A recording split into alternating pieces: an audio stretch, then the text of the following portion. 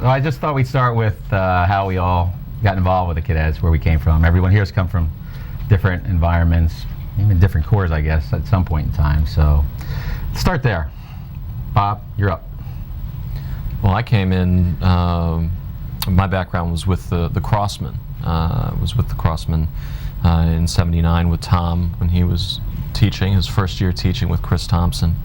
And spent 4 years there, and when Thom was recruited to come to the Corps to teach percussion here with the Cadets, he called me up and asked if I would come with him to do cymbals, and that was really the start of it, because at the time we had the Corps had some other folks on staff doing keyboard percussion, and but he needed a cymbal guy, and I didn't have anything to do that summer, so on the promise of $500 and a place to stay, I came up. Did you get the 500?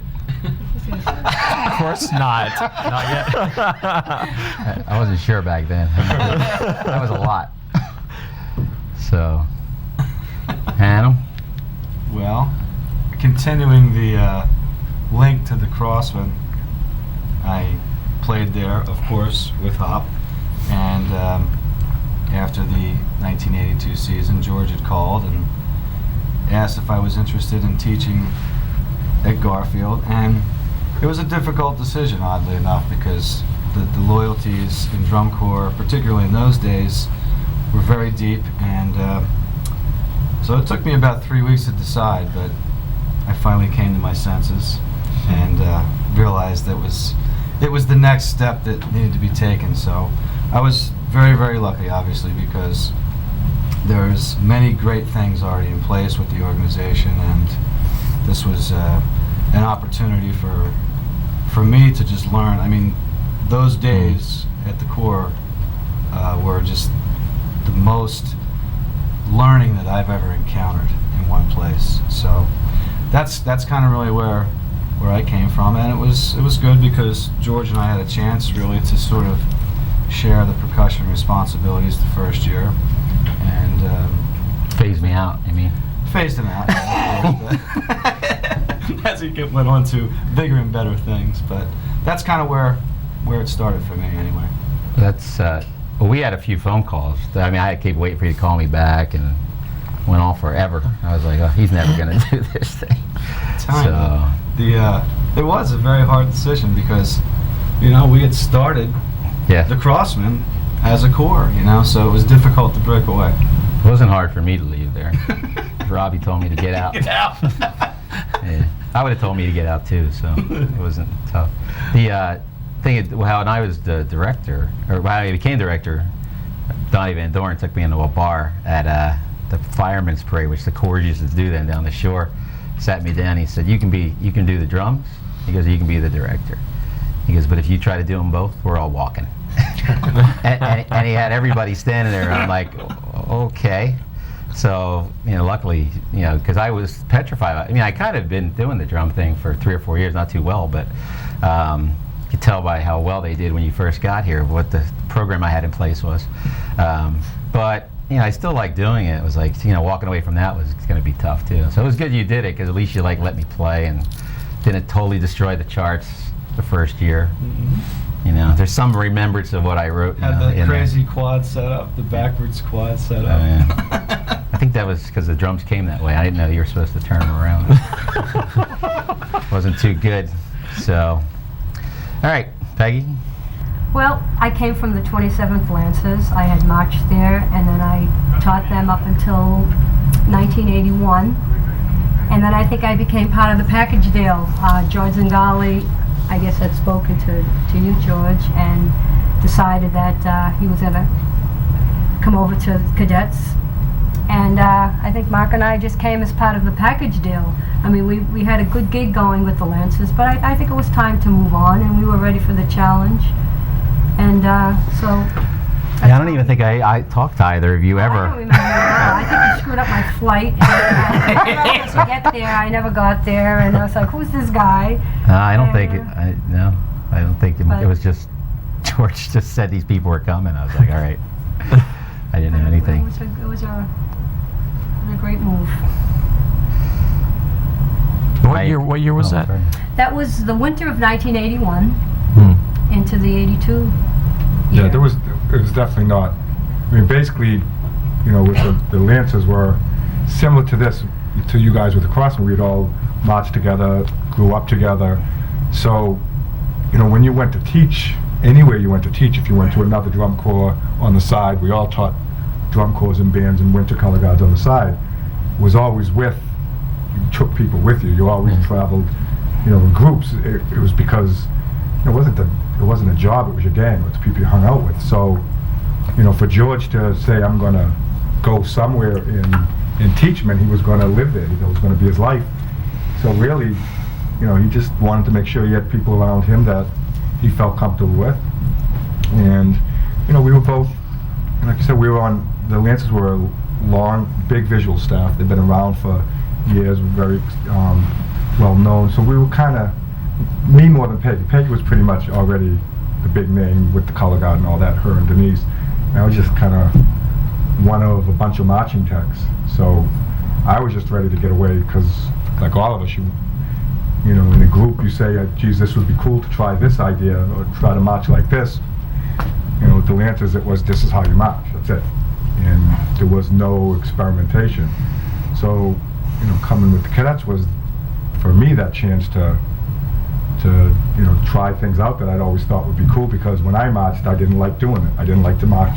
I didn't like a high march time. I didn't like to prance and play. I didn't like all that stuff. So I was out looking for ways to get rid of the things that I didn't like, which you couldn't do at Lancers. That was because it was such a traditional drum corps. I think that was the great part about coming to the Cadets, was that the fact we were a very young staff, and we really got to try out things, as Marc said, that we always wanted to try out. Yeah, it was the And Crossman everybody way of tried- doing things. That, you Yeah. know, great, that's the way you do it. And it's not a good or bad, it's just the way it Right, is. right. And that's what was great here was, I mean, the desire of, it was really everyone involved. It wasn't just, I mean, there was the great, obviously, Jim Prime and Michael Cesario and George Zingali and all the creative people, but really, it was the technical staff who had free range Yeah. to experiment with how you could do something that allowed those guys to just take their risks. And I think that was the magic when the pieces came together, you know, kind of the lineage back to the Lancers. Because I remember watching 27th when I marched in the Crossmen, and particularly some of the crazy drills that started to come out of there, particularly like in '79. You know, when the 27th, the drill early season was horrendous, but by the end of the season was one of the most phenomenal, you know, core performances of the year. Watching kind of the drill design then move over to Cadets, the work that we did in Crossman on the percussion side, you know, the lines could play, and they were really good lines, particularly in '81 and '82, but the pieces really didn't come together until we got here, where all the rules and all the barriers got taken away, because we were given the freedom to experiment and to do things that, you know, there were no rules, because we didn't know that there were rules, that we were young enough that we didn't have these things hammered into us. And I think that's what was really magical, at least at the start, and then the pieces just kind of exploded from there. Plus, I think there was, I mean, right from the beginning was always that, the talk always got around to, one way or another, we're trying not to be like anyone else. It was purpose. It wasn't just this group of people got together and went, oh, cool, and come up with stuff that maybe was different than other people. It was, the topic of discussion was always about how to look and sound and be different. And really, you know, right from '82 through the first, you know, through '85, it was really the percussion section allowing George to not write traditional percussion that allowed drill to evolve. Because the drum line could back up or come forward, and that was it. And if you went to the side, you stepped and put your foot together. There was no crabbing yet. There was no funk. There was no way to make a drum line move across the field. Unless they weren't playing. Unless they weren't playing, then you turned and faced and followed the leader. There were only a couple ways you could move. And so, you know, in order for George to evolve, you know, come up with the style of drill he did, it was really based off of the freedom of not having to have the percussion line up and down the 50, which you couldn't have done anyway. Charlie Poole would not have allowed it, Float would not, and rightfully so, that the major percussion ensembles, this is how you play perfect. And you got to stage it like this, and it's got to be like this. Anything else, and you know, no one would probably go through the sacrifice of the 3 or 4 years it took the Cadets to figure out how to make a percussion line be able to play in this way. But it was really the freedom that, you know, the percussion people gave to the visual to just do whatever you want, and we'll figure it out later. And Did we give that to them, or did they take it? I thought that was my contribution, because they were so bad. He's like, go ahead, move them. You know? Maybe the judge won't be able to keep up or something. You know, it's like, I remember sitting there. He's like, well, they don't play any worse than we're standing still, so why not? You know, it was like, I still remember we were standing in that lot, that Ford plant where we used to up write, in Mawa. you know, it used to look like a paint thing by the time it was done. But the first time it rained, it was that first year, it poured rain, and he runs for the car, and everybody else just keeps standing there. We're not even moving. The kids aren't moving, and he turns back. And I'm like, he comes back and he goes, and he's sitting there watching for a minute. He goes, it's not only like they're staying in the rain. He goes, they're actually trying to play. You know, like kids are like trying to throw down and everything. You can't even hear it's raining so hard. The kids nobody's even thinking about moving. You guys are up on the little truck yelling and screaming, guards out there, and he's hiding in the car looking out the window. You know, it's like this is not the same place we all came from. You know, so that was. Yeah, but I think it was, guys, really did, because they were so rough. I mean, the first year we came, I was just looking at recaps today with Unks. They're like 9th, barely hanging on in drums there, man. Oh, I'm well aware of it. Got good ensemble numbers. We did. Not much on the field. No, we had great. The general effect and the ensemble Ensemble were as good as anything.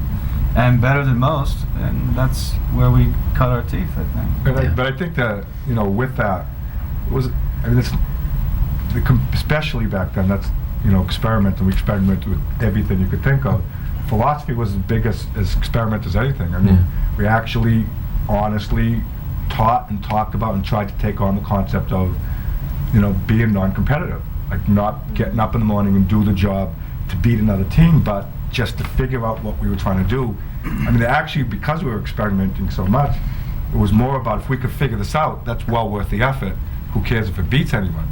And I remember, you know, back then, you know, definitely the percussion line wasn't up to technically up to the level of the rest of the corps, but it was never talked about. It wasn't like there was anything between, the kids never reacted to each other differently, like the drums were less. We certainly, as a staff, it never came up. It wasn't about. I think I remember some yelling from the. I think I remember some yelling from the back of the bus a couple nights. Back of the bus doesn't count. That was you guys back there on the staff bus.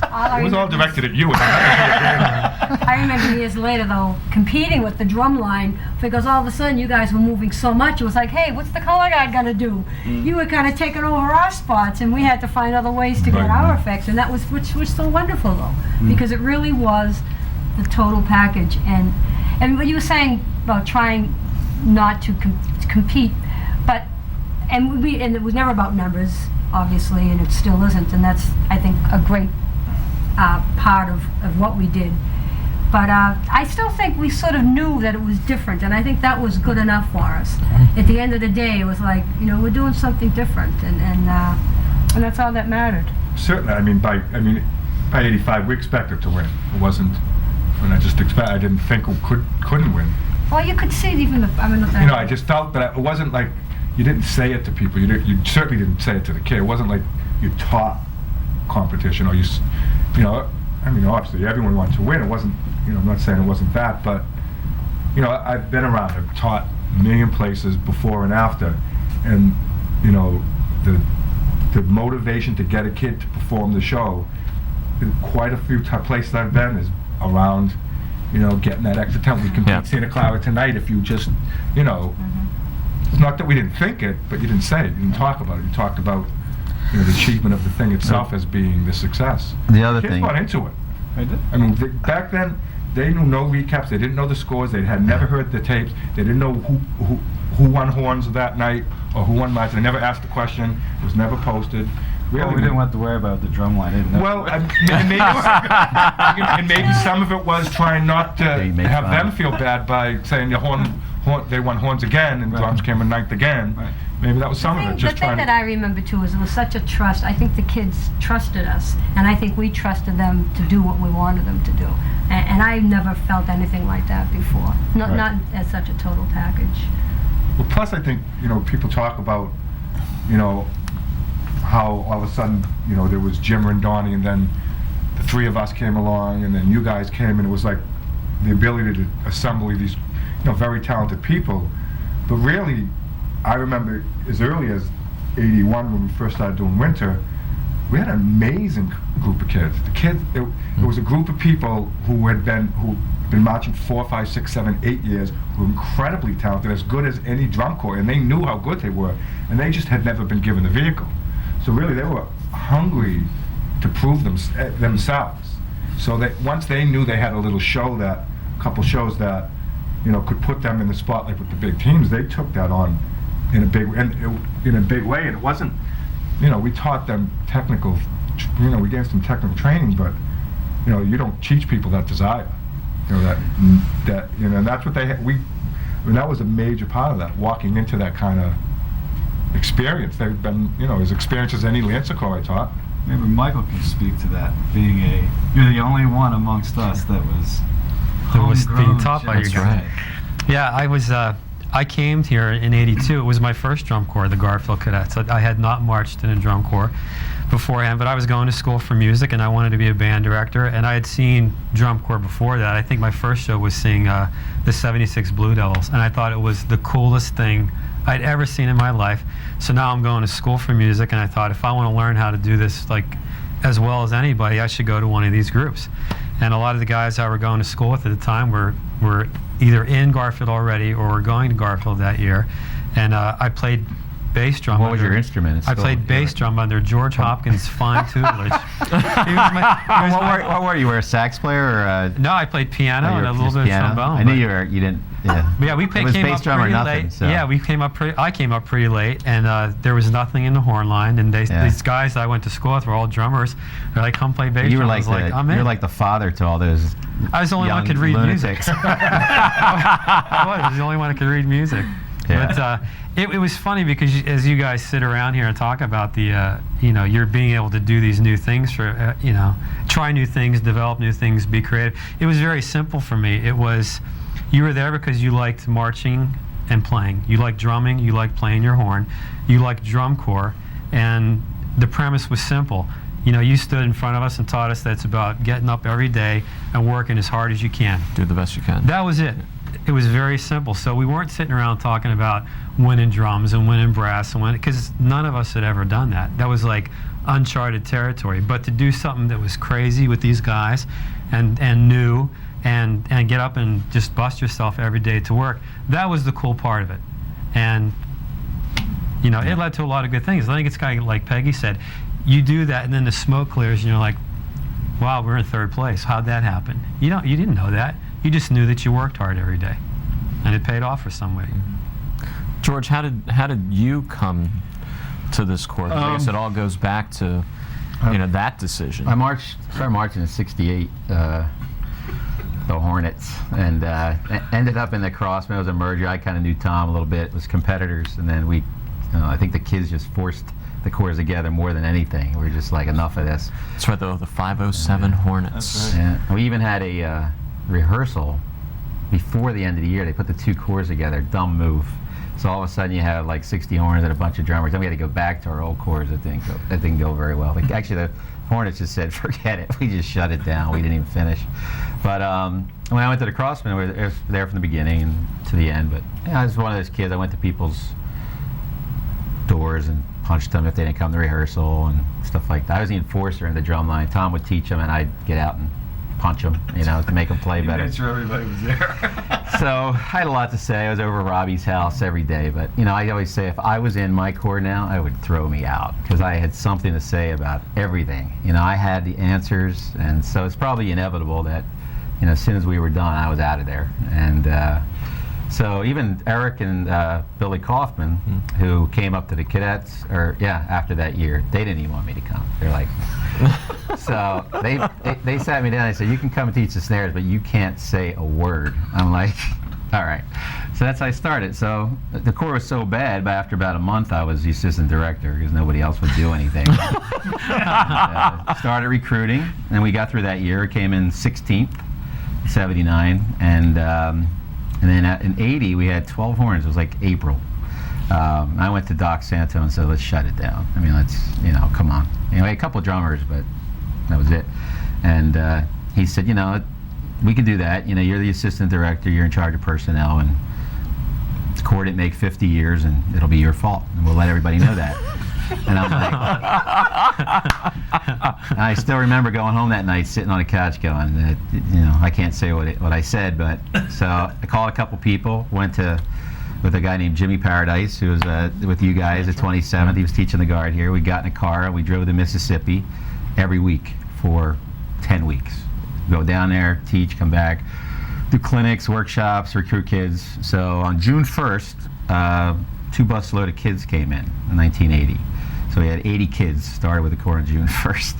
And I think there was actually a show in Bayonne that night. It was at the kickoff, and that was our first rehearsal, really, with the show. And I don't know how we did it. Somehow we got into finals. The kids were, these kids were, the first night I had 80 kids sleeping in my house. The housing didn't work out. There were 30 kids locked inside a room at City Hall. And it turned out Doc Santo calls me and goes, the city called. They said you have kids locked up inside a room. That's not true, right? I'm like, well, yeah. So I had to go over and open the door and let them out. There's all these drummers. I didn't even know who I put in there, but I couldn't keep the door open because I figured they'd be running around City Hall, so I locked them in. Probably not a good thing. And we made it through the year and came in 10th. Miracles. So that was 80. Came in 10th, and then 81. Started off, we had Dave Bandy, had a couple of new guys. Jim and Donnie, I have to say, I can't take credit for that. They were two guys who were teaching the Crossmen. They were recommended. They were under Larry Kirchner. They didn't really want to. They wanted to do their own gig. I had no idea Jimmer could write. He started writing because some other guys we had hired weren't coming through. We did the old route of getting, the best guys in the activity to be our second corps, if you will, and they were doing arrangements. But we didn't have whoever the last piece was, some ballad. So Jimmer did it. And that's how we got started with him. It wasn't on purpose. And Donnie was just local. It's all we could afford. They were willing to do it, and who knew? I really didn't know. At least with most of you guys, I kind of knew something. But to those guys, we were just looking for anybody that was willing to teach, after the mess that we were. So, and then Michael got Angelica, who I was going to say something about before. I think the reason we were allowed to do this was because of Don. If he had not left the doors open for people to do crazy stuff, I don't know. Like, I wonder, it's probably a good question. Could somebody like us come along today and try to do that stuff, or whatever that variation is, or would that even be allowed, or would you get chopped down? Because he definitely changed the game sometimes to let us, do stuff. But anyway, so that's how I started, and then I guess I was pretty, when I was hiring people in '82, I wasn't even the director yet. Doc Santo was, and then in September of '82, I went for my annual breakfast with him, and he turned over the keys and gave me the checkbook and said, "That's it." And I never talked to him again. That was it. Wow. And I knew now, but he wouldn't let me. His wife, it was like divorce or the Corps. It was one of those with his wife. So he had to pump a lot of money into the Corps, because I knew these kids basically marched for free, a lot of them. Yeah. So I'm thinking he pumped a lot of money in, and his wife said, "That's it." So, I was a teacher. I had the checkbook. I had the keys. Came home to that Teaneck house and sat on the floor and went, "Let's go." So, I had Billy Kaufman there, and Greg Pitch, and a couple guys, and we'd go like, "Okay, how much do you think it costs to feed them?" 10,000. 10,000, 12,000, 12,000. All right, and that's how we started. So it was not good, which is why at the end of those 3 years, we almost went bankrupt. I had no idea what I was doing, and we were just spending money like crazy. So it's a miracle we really got out the other side of that. So, but that's where it came. So I think this is 27 years. Wow. It's still here. So everybody's like, "Was this your plan?" I'm like, "You got to be kidding me." It's like, let's do this for a year or two. It'd be cool, and have a good time, and so no, it's great. A miracle. It really was, and it's great to be able to sit around and talk about it, because I haven't even thought about any of this stuff for a long time. But even having to think about all the little stories, some of which you can't say, but it was a lot of fun. Probably because in my mind, we were so young. I don't think I was leading anyone. It was like herding cats. I had Zingali, Van Doren. There's nobody telling anybody what to do. You're just trying to keep everybody on the bus going the same direction. So, that's probably another story, is our buses back then. But so. We had buses, didn't we? So, Mike has a good story about buses. Oh yeah, that's true. I have no memory of buses. So, but in '83 was really interesting on a number of fronts because of the success of the Corps the year prior.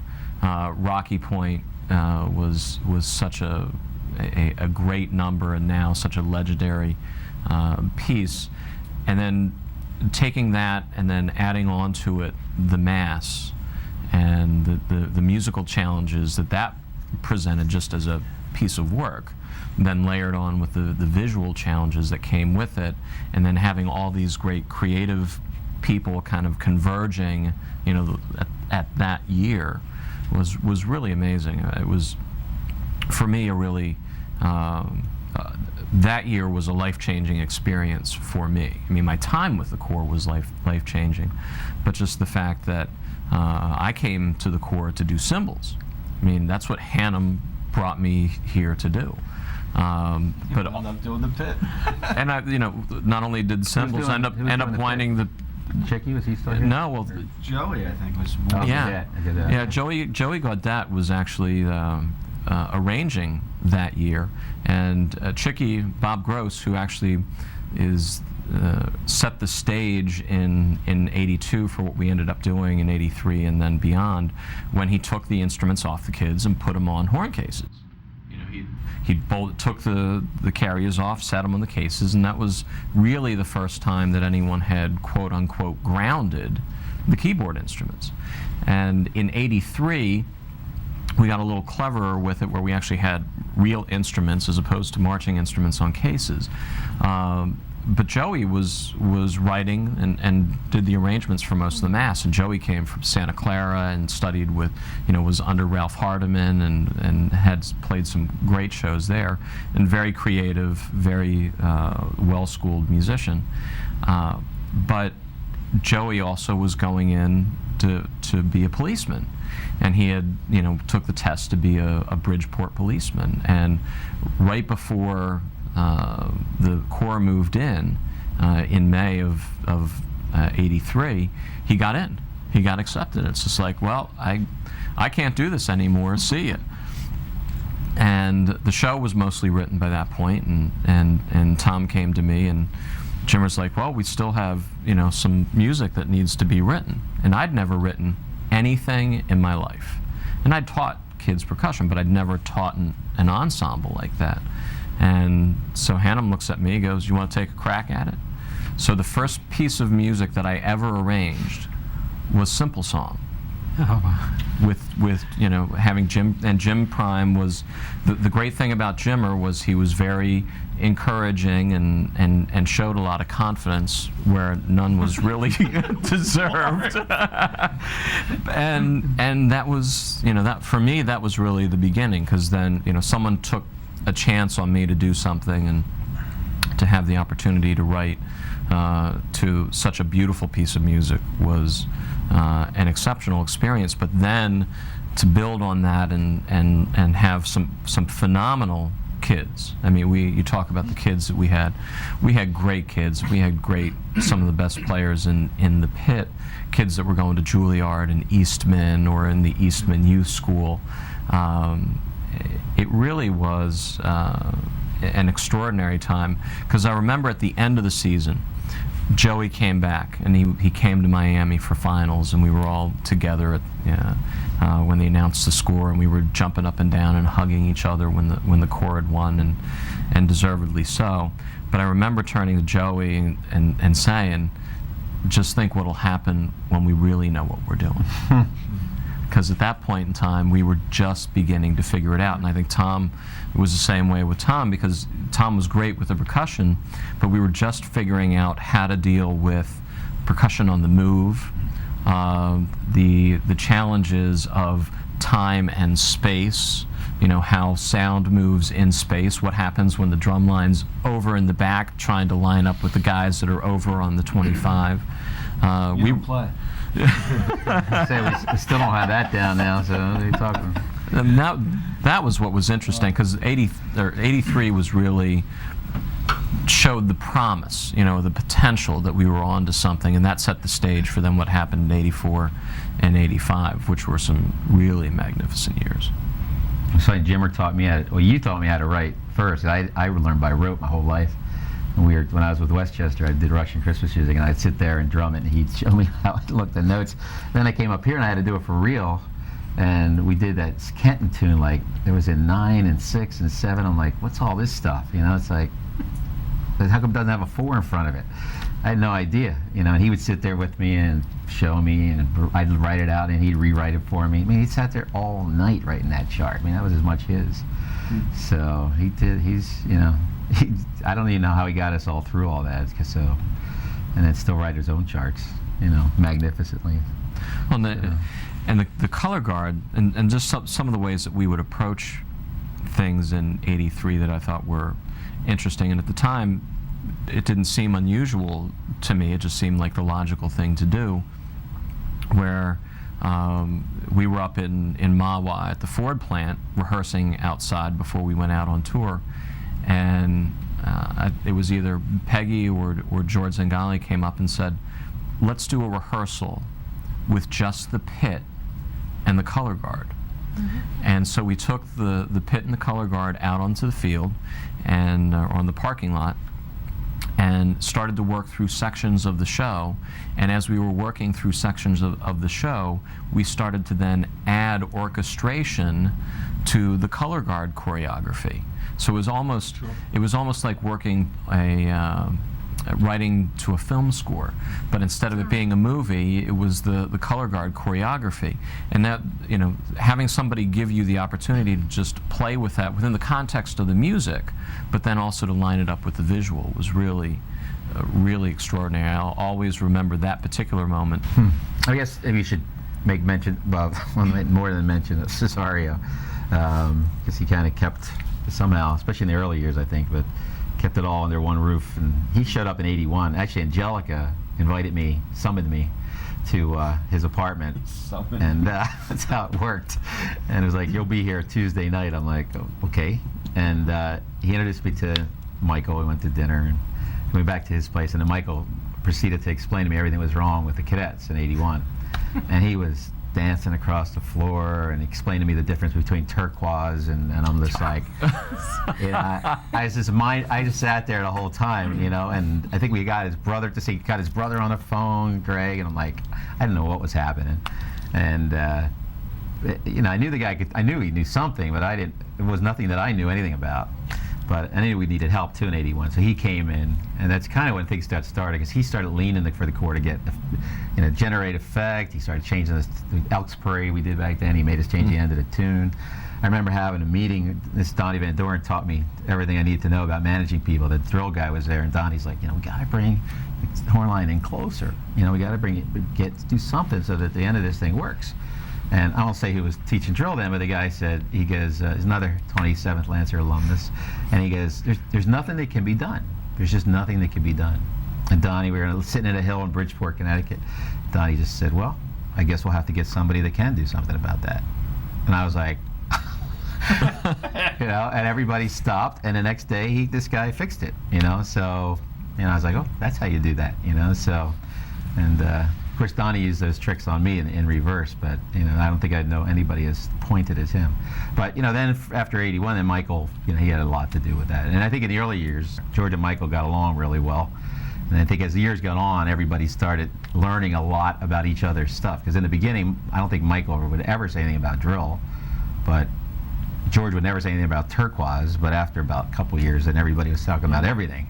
And then it got a little more challenging to kind of put the shows together. In the beginning, everybody kind of held their place a little bit, I think. So. Well, I think, I mean, you know, when you bring up Michael, I had never been around a person quite like Michael in a lot of ways. I mean, he was flamboyant.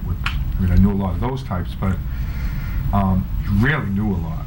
And it was intimidating, you know, especially me, Peggy, George. We were street kids. We came from a different place. We didn't. It was almost like you weren't supposed to know the kind of things that Michael knew. It would be, and he would just be able to talk. I mean, you could have a conversation about anything. Cars, it didn't matter. Turquoise, he ran the gamut. Well, he knew the musical side too. He knew everything. He knew everything. He knew everything. He knew. Yeah. He's the only one that could really speak to every other person on the staff in their language. He could speak to drill. He could speak to color guard. He could speak to dance. He could speak to music. Yep. And if the bus was broken down, he told you what would need to be fit. He really. And cooked. He cooked a mean pancake. It was fabulous. Probably wouldn't bring it up. But you know, I mean, really, I think for most of us who have gone on to programming jobs in one way or another, you know, there's not a day I go by programming for Cadets now that, you know, somehow I'm brought back to Michael and his ability to bring all the pieces together. He wasn't just the visual guy and then the music guy, and then they tried. He was really the one in the middle. He was the one that, when we say, you know, the color guard and the pit going together, I think some of that just came from Michael's ability to put things together that you would never, you know, drums did the drums, drill did the drill, music did the drill, and then they got thrown together. And, you know, except for a couple of the great corps, you know, Pete Emmons with Santa Clara that actually were coordinating. Coordination was, you know, do you like this music? Sure, let's play it. Okay, you write it, throw it together, and hopefully someone will clap. You know, Michael taught me everything as far as, you know, how do you think about a program. Well, I think Michael, Michael also was the first to get away from uniforms for color guard and really did costumes. I mean, it was just amazing what he did. The first year in '82 was just with the prairie skirts and the thing in their hair. It was very different for me. And but we were it was embarrassed, just, actually. well, no, at first We were it was like, afraid. all right, what's this? I guess this guy must know what he's doing. But if it was my way, I would have gone back to what I was familiar with, and I think that was also Sure. the beauty of the whole thing, is that we were like, all right, we'll go with it, and it certainly worked. But he was not afraid, and I still say turquoise to this day, and people look at me and go, what? And I said, would you like my turquoise shirt? And they're like, what the hell? Well, I remember his Turquoise, first I- time we sat down at a diner, and it was you, me, and George, and Michael, and he brought out the sketches for a flag, which I didn't know you did those. You went to the sewing place, you picked out some colors, you brought it over to May's house and told her to sew it. And he had these drawings and colors and pencils and line, and he's describing it, but I never knew these colors, raspberry and chartreuse, and, Yeah. and I remember it was described, this one flag was raspberry and lemon, and me and Peggy were, that sounds good, it tastes good anyway.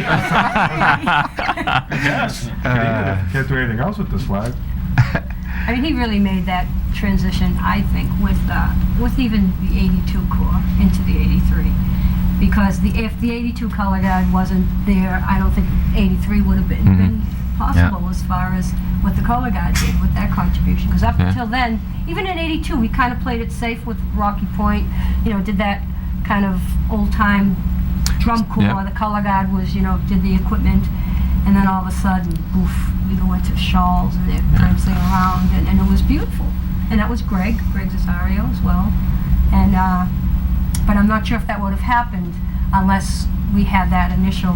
No, not without Michael, none of that.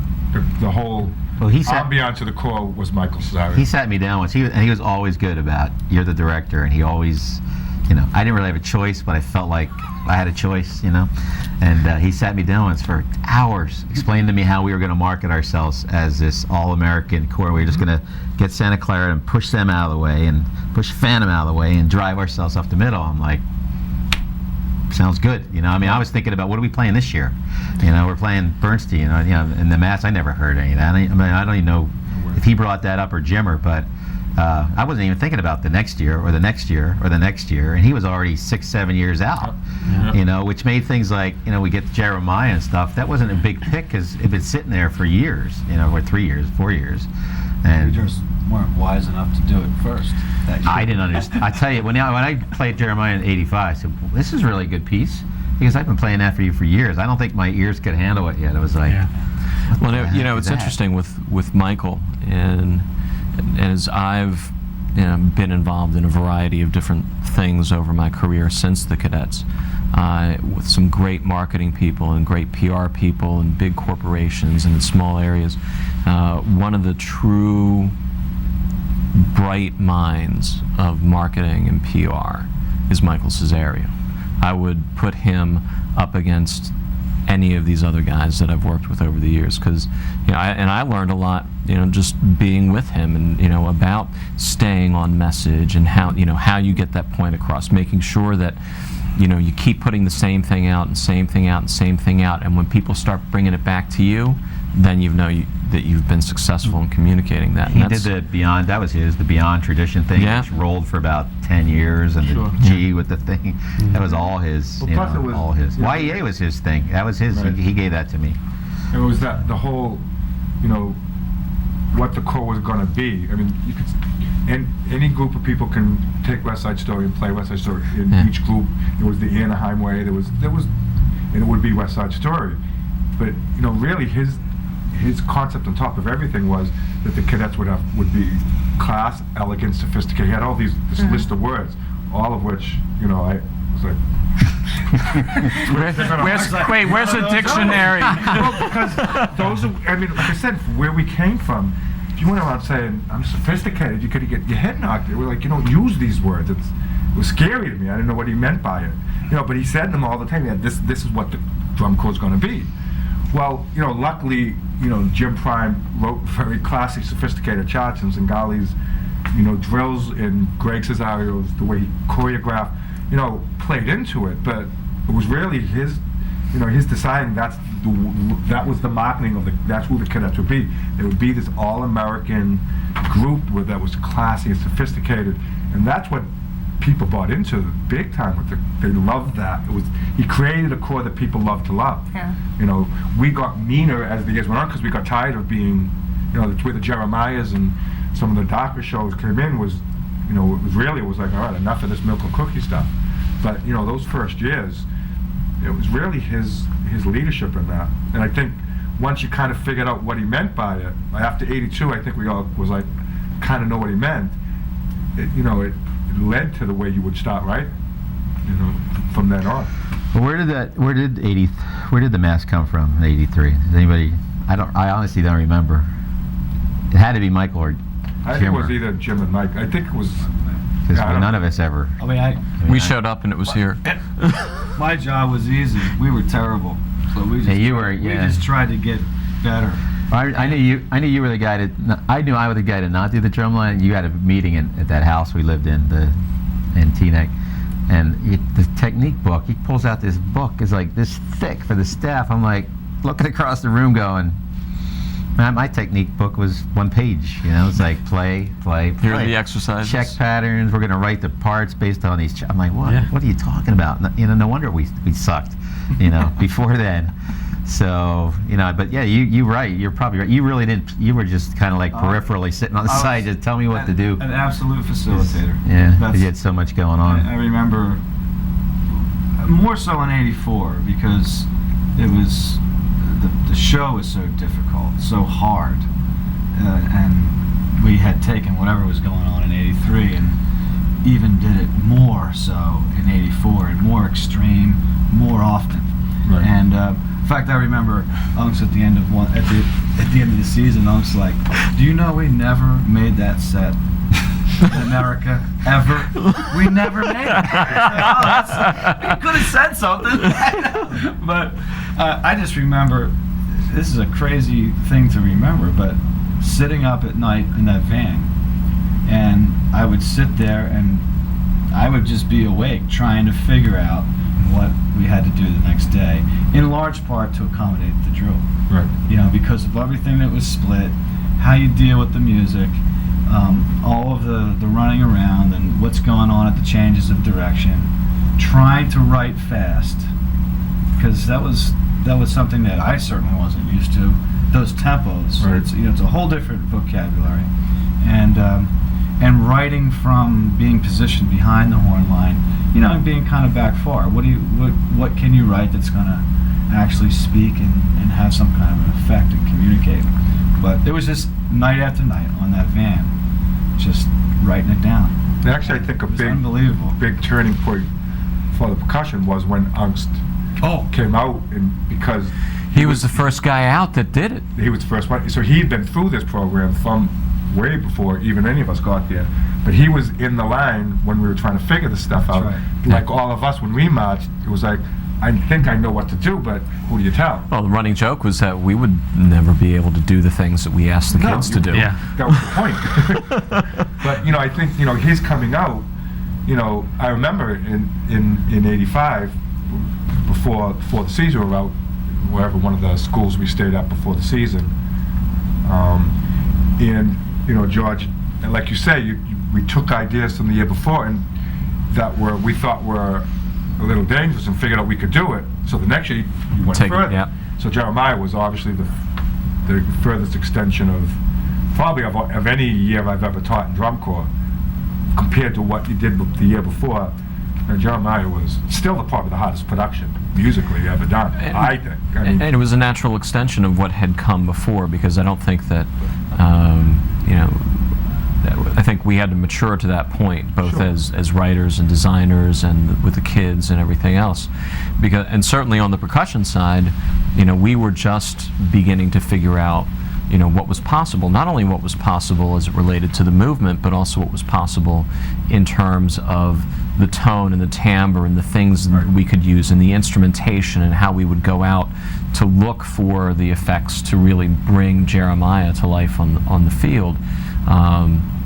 You know, we did a little bit, you know, of the experimentation with timbre, with the pit and the battery in '84 with some of the things that we did in West Side Story, particularly in the solo.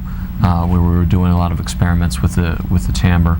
But we took that to the nth degree with Jeremiah, with the battery, where everything from where you play on the drum, bass drummers with open attack, closed attacks on the mallet instruments, woods, then shifting to all metallics, trying to create the intensity of the music. I mean, 85 was where all those pieces, at least for me, came together, and the drum line was playing at an extraordinarily high level.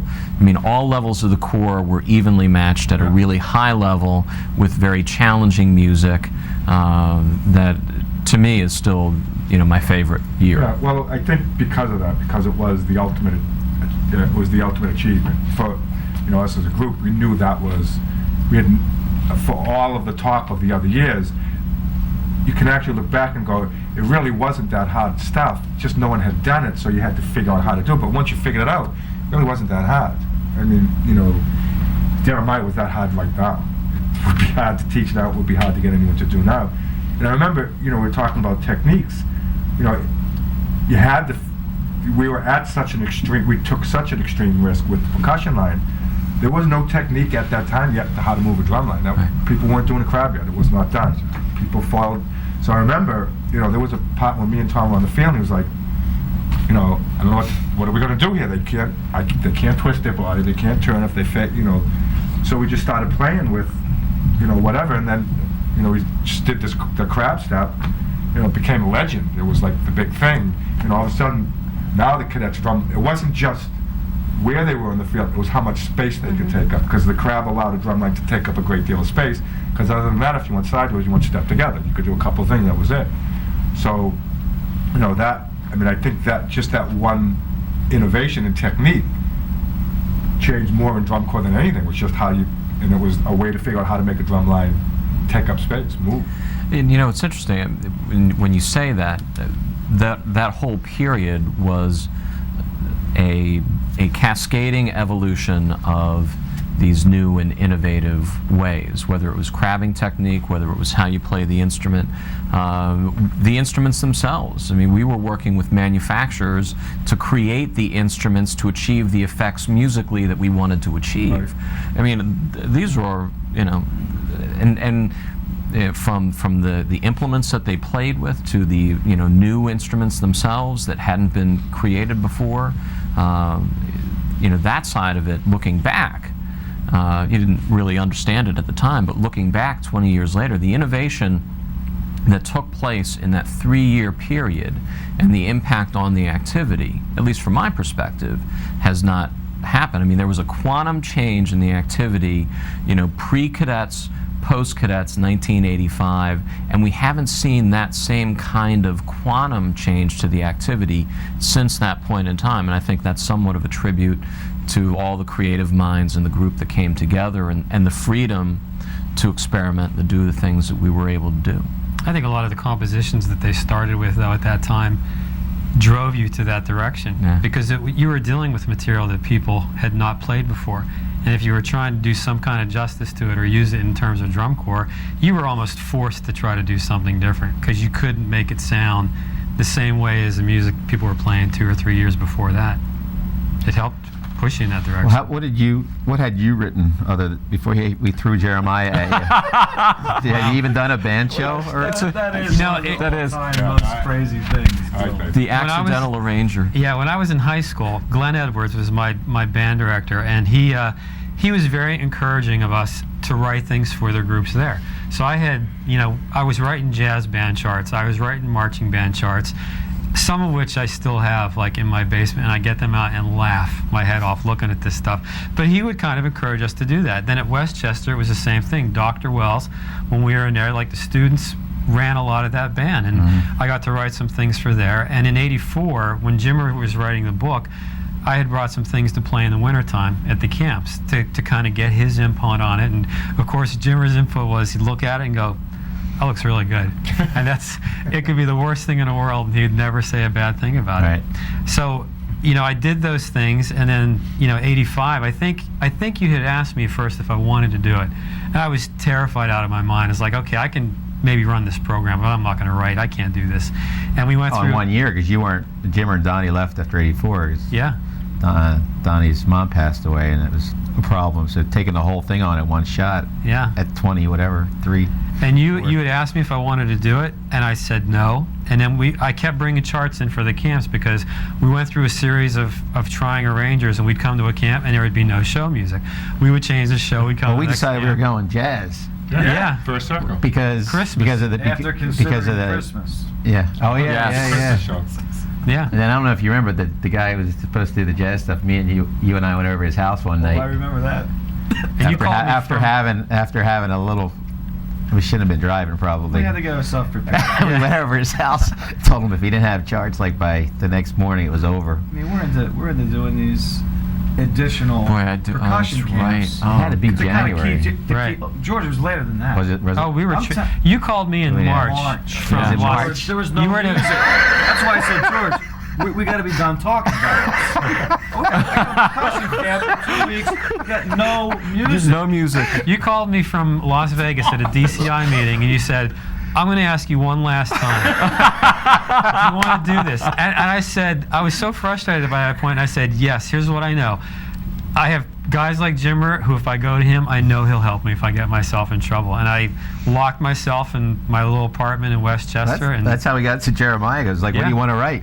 Because we weren't going to make you write Exactly. First Circle. Or And I I have think we no did learn. idea. Didn't we learn? We must have learned some of First Circle. I think we did. No, somehow. We had some. Pit. We had something. We had the. We had. Doing it, the Pitts we been had doing did it it. since Yeah. then. Well, actually we did it. We did it in '84 because we had done the arrangements, and at that point in time, the Pit had gotten a reputation for doing these post-show concerts in the parking lot. Because the great thing about the Pits then is that you could, because they weren't moving. And once they had their notes down, we had so much time, we actually had a whole series of other songs that we would work on just to help them with their own technique. It turned, to a certain degree, it turned into a summer music percussion camp for these kids because they would come in and be able to learn new techniques, and that's how we began to write arrangements. The kids would do their own arrangements, to take it, to try to work on some things. Michael Scoras, was able to arrange Candide in '84, which won them the individuals. It then set the stage for us to do Candide in '85. But That's then funny. We never did individuals. We never have since then. did it We one, were one standing time. in the parking That's lot, right. and Yeah. we're loading the truck up after prelims, and you were the kid. I don't know if you sent the kids to suck up to me or whatever. They're like, "Can we please go? It's right there." And I'm looking at the building there. I'm like, "Right there?" They're like, "Yeah, right there." I said, "Go ahead." So I just hung. I didn't even go watch. I hung it outside. They went in. They rolled all their stuff in. They came out 15 minutes later, loaded it up, and they won. I don't even. You couldn't do that today because I think you have to register in advance. But Oh, they yeah. just walked in and did it. But it was- They probably changed the rules after that. What was interesting though is that with First Circle, I mean, First Circle to me is still one of the great, pieces of music of all time, and it's one of the great regrets I think that I'll always have is never being able to arrange for that, in this particular venue. That being said, the fact that Jeremiah came forward, and ended up being the piece that we did, was really brilliant because I think that was as much a learning experience and learning as an arranger, and working with Michael when he was writing, because we would sit down and really collaborate on who has lead where, Yeah. and how do we transition from the horn to the battery to the pit, and how then do we, really emphasize certain aspects of the music, because Jeremiah was so percussive, and had such great percussion writing to begin with, to build upon, that it was really an extraordinary opportunity. But the learning that we had from '83 to '84, then set the stage for us to really go crazy in the collaborative effort for What's for fun about Jeremiah. that too is that having marched in the Corps and being around these guys writing in '84 and watching what they do. George Zingali loved the music, and I still don't know if I've ever seen anybody as much as he does. The big picture is one thing, to represent the drill with the big picture and what I'm seeing from the second deck, but every element in the drill had to be staged just right. So if these 6 people were playing the right thing, you had to see them as well as hear them. So when I was writing that, I I kept thinking, George is going to need to put these people someplace. So if in the next measure I change and make this choice, he doesn't have time to get them there. And I found myself thinking about those things, not like you would sit down thinking about writing a chart. It's not just about the music, it's whether he can do that. And he went crazy. In one section there, we split the horn line up into 2 different groups, and the instrumentation was not, there was no kind of sense to it other than we were looking for the 2 most different sounding groups that we could get out of 4 brass instruments that you were allowed to use. And he found 4 brass instruments with 2 valves. Yeah, and he found a way to make that work because the music was important, and all those people were staged correctly. The big picture was right, the individual was right, and that was fun. It was a whole different reason to write because of a guy like him and what he felt about the music. All right. We're just running through the years. Sorry, John Blair, when he tripped. Oh, jeez, John Blair. The corps had gone fast, and they were going to go back and judge this thing that we never cleaned, ever. And they were all standing there ready to come in, and he starts moving that way. The whole championship's in, and he tripped over the cable. Cable from the TV. And he fell right to the ground, dropped his pad and everything. And the gun went off. And we're like cheering. He gets up and he looks back at us, and then he looks and the gun goes boosh. It's like, then we cheered even louder. And it was like, so he never forgot it. 20 years later, he's ticked at us. He was rough, man. I can't say that you All right. ever had a good shake with him. No. Not one show. No, well, wait. I don't know if I should be on tape, but I called Angelica, called Chip in. I said, you got to get this guy off our back. This is like 10 shows ago. And Don's like, listen to me. He goes, okay. And the guy judged field drums the next 10 shows. He was there every night. And Don's like, he's going to be there. You got the message, right? I'm like, all right, we got the message. And I remember talking to you going, Thom, he's going to be there. This is it. He's just, Angelica was doing us a favor, kind of going, here, you're going to have to figure it out. So good luck. And we barely got by. What I remember about that is, that's when we began to make some little adjustments to deal with the fact that he was going to be there. And one of the things that we worked with the pit on going into finals was that in certain parts of the show, we had an idea of where, more likely or not, the execution judge was going to line up. And I think that it was the end of gospel sermon, and the drum line comes forward, and we know that the execution judge is going to be standing right in front of the pit so that he could see the battery and try to get a bead on what the battery was doing. So Dave Lightsey was one of the kids in the pit at the time. He was playing China Boy cymbals. We took 2 China Boy cymbals, put straps on them so that he could bang them together to make the accents, and made sure that at that point in time he knew where the execution judge was. And we told him to be sure that he pointed his cymbals toward the execution judge. So at the end of gospel, the drum line's playing, playing their tails off. Sextuplet thing, Yep. which they could never make it They're through, playing the sextuplet thing, and Barely. he's there. And of course, where Blair was, or where the judges would stand, you couldn't hear anything except Right. the China Boy cymbals. And the hands looked good, everything looked good. You didn't know whether they were clean or not.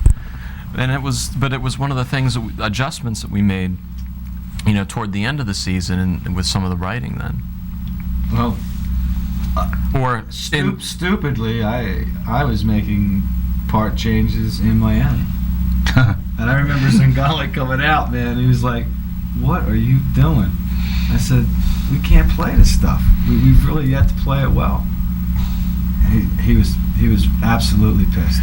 he really was. He says, "This is not what you should be doing." I said, "At this point, it's the only thing I know to do."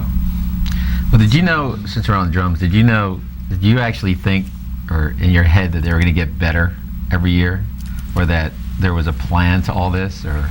Oh yeah, So absolutely. you knew, you also knew there was an upper limit, like in '84. You're not surprised that they were whatever they were, 8th or 9th in drums, or were you like disappointed? You thought they'd be better than that by then? No, because I think You were disappointed when we'd be laying there at that Dominican school at nights. You'd be yelling at nobody. I think that it was. Remember some of those nights? He'd just be screaming about the kids, man. After like a 20-hour rehearsal, you just hear Hannum yelling. There's nobody there. He's just yelling. I'm like, good day, Thom? I was always driven by, there was such excellence around what we were doing with the people and what we were aspiring to do with the programs, that it just was a case of trying to keep up. That's all. Yeah. You know? So I always felt that at some point we're going to get this to happen. And as Marc pointed out, you know, we always did great for general effect. We always did great for percussion ensemble, because those were the things that were related to the design. We just had to catch up to how to do the design, and that's where really Thom and Glenn, having Crosby come in too, was huge, because he knew what a great sound was, you know, having played in the Blue Devils and being taught by Float and all. And those guys in 1 year turned it around. And I distinctly remember, I know this is jumping out of sequence, but I remember the first week the drum line moved in. I was not there. Ungst had him by himself. Crosby wasn't there. And it was just the battery, and we came in Friday.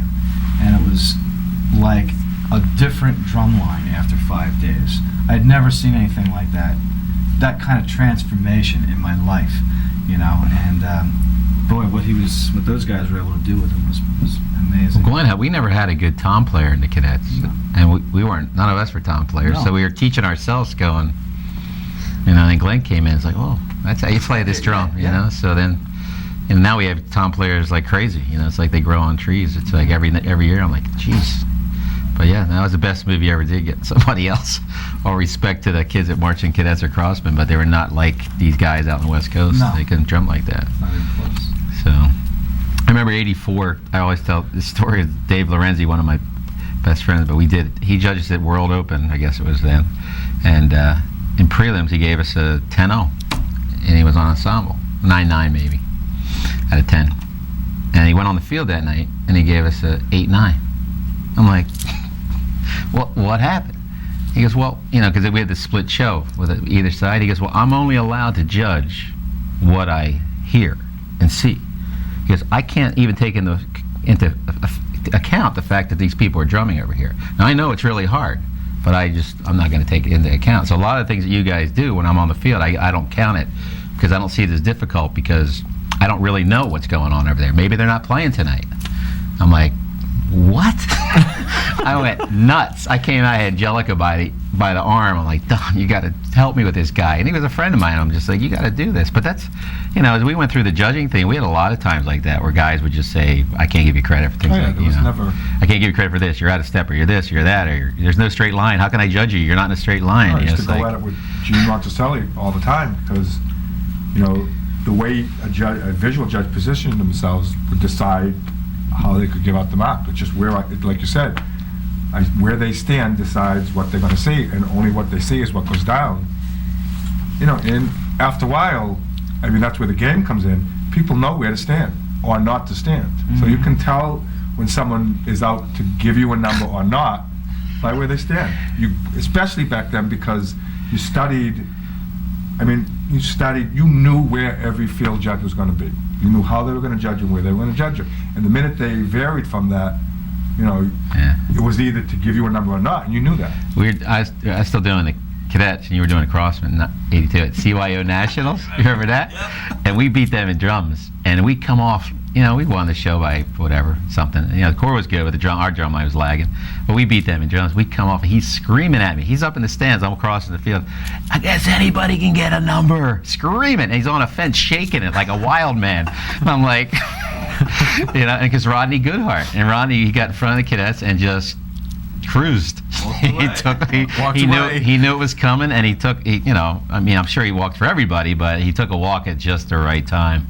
You know, and he was known for that. I mean, he used to look forward to having him, because it was kind of a game. It was like fun. But I never forget. Can't believe I ever hired you after that. I mean, you called me every name in the book, you know, and it's shaking the fence at me. I'm just like, let's get out of here, you know. So, but yeah, you're right. It's because drum, and when you had Watina and Blair as because there were two guys on the field back those days, you'd see it on the sheet. You'd be like.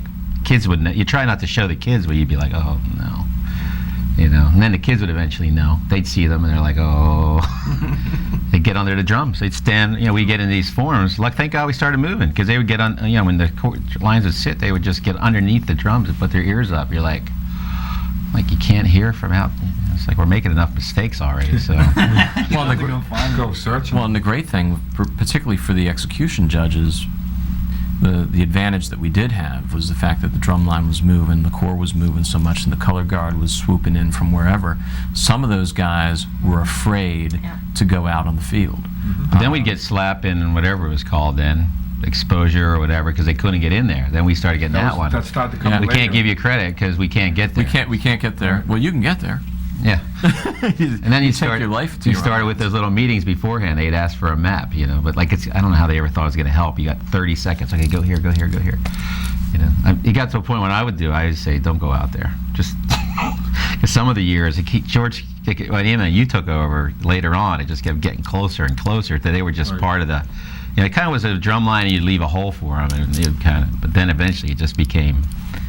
There was no room, no room. And so if you didn't know where you were going, I mean, even if you knew where you were going, like if you would stop, I'd go out there and I'd be kind of cleaning. I'd stop for a second to hear something and get you get a tuba to the head because you were just, you didn't have the time to just sit there and stare and kind of listen like the old days. Well, I think with 93, and then in the subsequent years, but it really became obvious in 93, at least for me, the corps marched so well that they made it look easy, and you really didn't know how difficult it was until something happened that reminded you that they were moving at great speed and a high degree of difficulty, because they made it look and sound so effortless. And then in Whitewater, at the Whitewater finals, was that 84? Yeah. When they were doing the end of the show, and then all of a sudden one guy goes down, and because they're moving backwards with the horns facing toward the audience, you don't know if the guy behind you went down, and the guy behind went down, and so did 4 or 5 other guys, and I don't know where that dented mellophone is that didn't, I think it was fortunately the only casualty of that. Well, that one kid, he didn't march again. He ended up having to go home. Did he? I didn't think he was hurt, but he was hurt. Yeah. Yeah. The kid who actually, well, it wasn't. He didn't take the kid who tripped the guy or what have you, hit his foot. That was in the next morning. The guy, he's like, "We're taking out all the pass-throughs." And I'm like, we sat there for hours. He would not stop. No, actually. Or was it you? No, like, no, we're it was taking him. out the passwords. Well, I'm like, we all had our roles. But yeah, his was, that's it. We have to take everything out. We have to take the thing. And I was like, no. And actually, we were supposed to have a day off, and I just want the drum corps for an hour. And I think I know what to do. And I was like, oh, all right, yeah, sure. And I remember we took the whole drum, color guard, drums, horn line, put them in a block, pace and a half by a pace and a half, and we did 100-yard sprints at 200. People falling down, getting back up, falling down. To the point was till you figure out that you can get down and get back up. It's not a big deal. I had to get the fear out. They were petrified. Yeah. So we spent, and I remember we spent like a good hour, solid hour, back and forth, running, falling. And the next show, I think, was Erie, Pennsylvania. It's wet field, raining. And that night, everyone felt the field was a mess, but we had worked so much at it that they just knew how to fight. They figured out how to fight it, because it was that thing of, once your balance goes, you just you give up, and that's we just. But instead of the give up thing of we got to take everything out, we like, no, you don't do it like that. You fight it. I was watching it outside, but at the press box, and I didn't see it. But the place was up for grabs. Everybody's cheering. All of a sudden, it was like total silence, and I was still like, I didn't know what happened, and out of the corner of my eye, I kind of saw it. I was like, oh. But in some ways, it did made people realize how difficult everything was at this school. That was the first point from that 83 to mid 84 where they're human. It's like, all right, they're not perfect, they're not this uncatchable, they could fall. But I remember you know, you do silly things, but because they had the box underneath where the judges are, you know, the stats could go. I remember seeing it, you know, it's just, you know, the typical any movie you've ever seen. It was just slow motion. The whole thing's going down, and everything's quiet. Yep. You know, and it's like, I just remember screaming out, "Did you see that judge trip them?"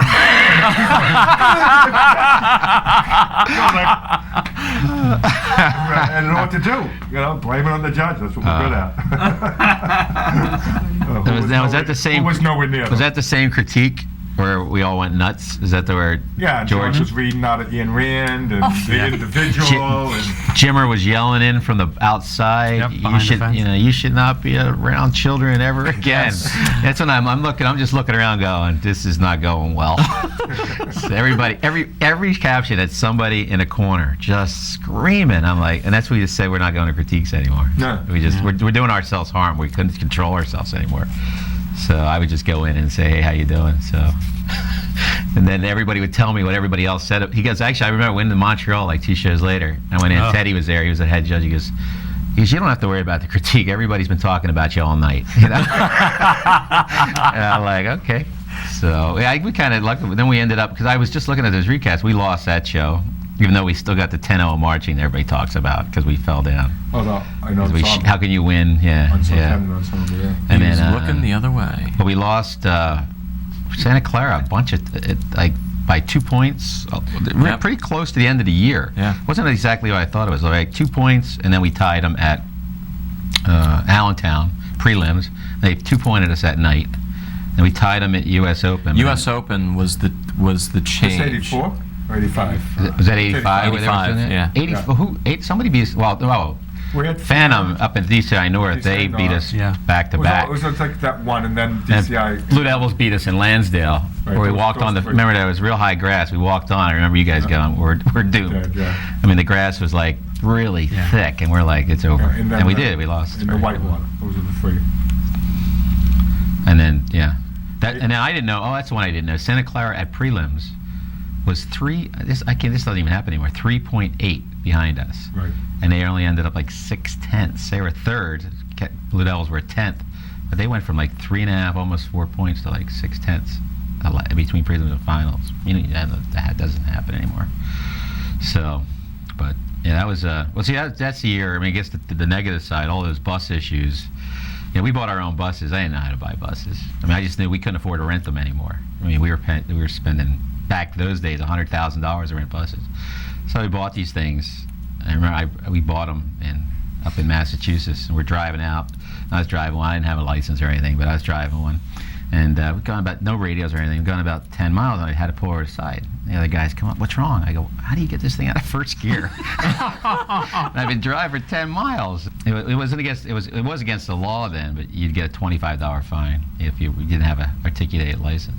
But when we went on the road, we actually, there were times we had one bus left. Atlanta, I called DCI, we pulled out of 2 shows because we just couldn't get there. We just couldn't go anymore. We couldn't go. And we just stopped, tried to get everything fixed, and then I rented buses and just sat everything and tried to get it fixed so we could get to the end of the Actually, year. 84 we never rehearsed once we got on the road. Yeah.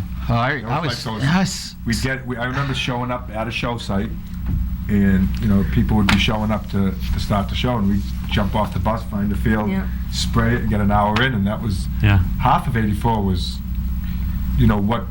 what the Corps ended up being was nothing like any other cadet year because they didn't rehearse. All the other Corps rehearsed. That if it wasn't for that talent. I know what the famous it was the hardest one, probably one of the hard, if not the hardest show. Had to be the most talented because we never rehearsed. I know what the Santa Clara was, 84. I got in your good graces because we got to the Columbia show, South Carolina, and there weren't any lines. And you had me by the ear. You're like, you're not going on. We're not. I'm like, I have to go on. Like I've been a director for 1 year. He goes, no. So I'm like, all right. So I went down. I told the chief judge or whoever. I said, we're not going on unless you repaint that field. And Gail got crazy. He's like, you can't do that, you young punk, and screaming and yelling. It was like because they were just coming up the field. They were going to go on right before us. Yeah. And I remember because I was right behind you, as always. Yeah, yelling in my ear. Yeah, of course. And I remember him saying, you can't spray the field unless you do it before we get on. And now that's all I heard. So he said that. no one gave me the go-ahead. I just grabbed the stuff, we went on, we started spraying the field. Because he said, before he realized what he said or anyone else, we were spraying, and all of a sudden, seeing the cloud starts marching on the 50, and I'm spraying the hell. And there's Charlie Anderson, the major visual tech guy of all time, who obviously, we all had our competitive buddies that, the big guy from the other team, just screaming, "What do you think you're doing? I just want to make sure you have a good job, Mr. Anderson. I want to make sure your coach does good tonight." Yeah. Because, but it was, again, those days, there was so many things that didn't get into consideration. You could show up at a show and there would be no yard lines or no hashes, and you just accepted it. But back then, because of the shows we did, it didn't affect anybody else right then, not for a few years after that. What I'm saying, the point was, it didn't really matter because you kind of went up and down and you used the cones, and a lot of people were still rehearsing on fields where they just used cones. It hadn't progressed that far, really, even 85. But, for us, it was, you really had that sense someone could get hurt. It wasn't about, I'm not trying to win a show, but, it was like the show in wherever, in Columbus or the baseball field where, I brought the... My first show as director, What happened? I got arrested because we go on the field, it was raining, and it was AstroTurf baseball field. but there was dirt at the bases, but the rest of it was all turf. So we're going on, the guys, they're like, "Whatever you do, do not move any turf." And they're like pointing at us. I go, "Yes, sir, yes, sir." So we go out, I tell everybody, "Don't move the turf." So I'm on the far right-hand side, walking around, course coming on, and I look over and I see Sully pulling this thing out of the dugout, and I'm like, I'm dead. And I can't stop him. It's too late. It's like he's already on the other side. And next thing I know, I see the guy running the show walking towards me with a policeman. I got I'm cuffed, they're walking me back. Michael Cesario's running next to me going, "Where's the money? Where's the money?" I'm like, oh God. So I had to call, and I tried to call Passione and answer, so I called, I don't know why, it must have been the vice president or something. I called Freddie Martin. I had to tell him the whole story and what happened, and he got somebody on the phone. So we got banned. We weren't allowed in that stadium again. So in fact, was it the next year? We couldn't go to finals.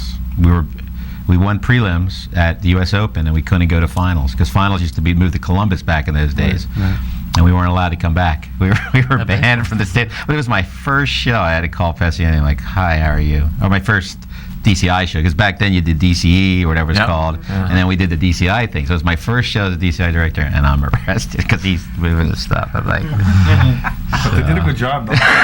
Yeah. I didn't see a thing. I was just like standing there with the guy next to me, and then as soon as everybody was gone, Were you he trying to cuffed cover me. the pitcher's mound, or? It was it was Second actually, base, it was- I think, or one of It those. was, I forget which way the field was to the ceiling. It was first base, and it was, Mud. it was pouring out all day.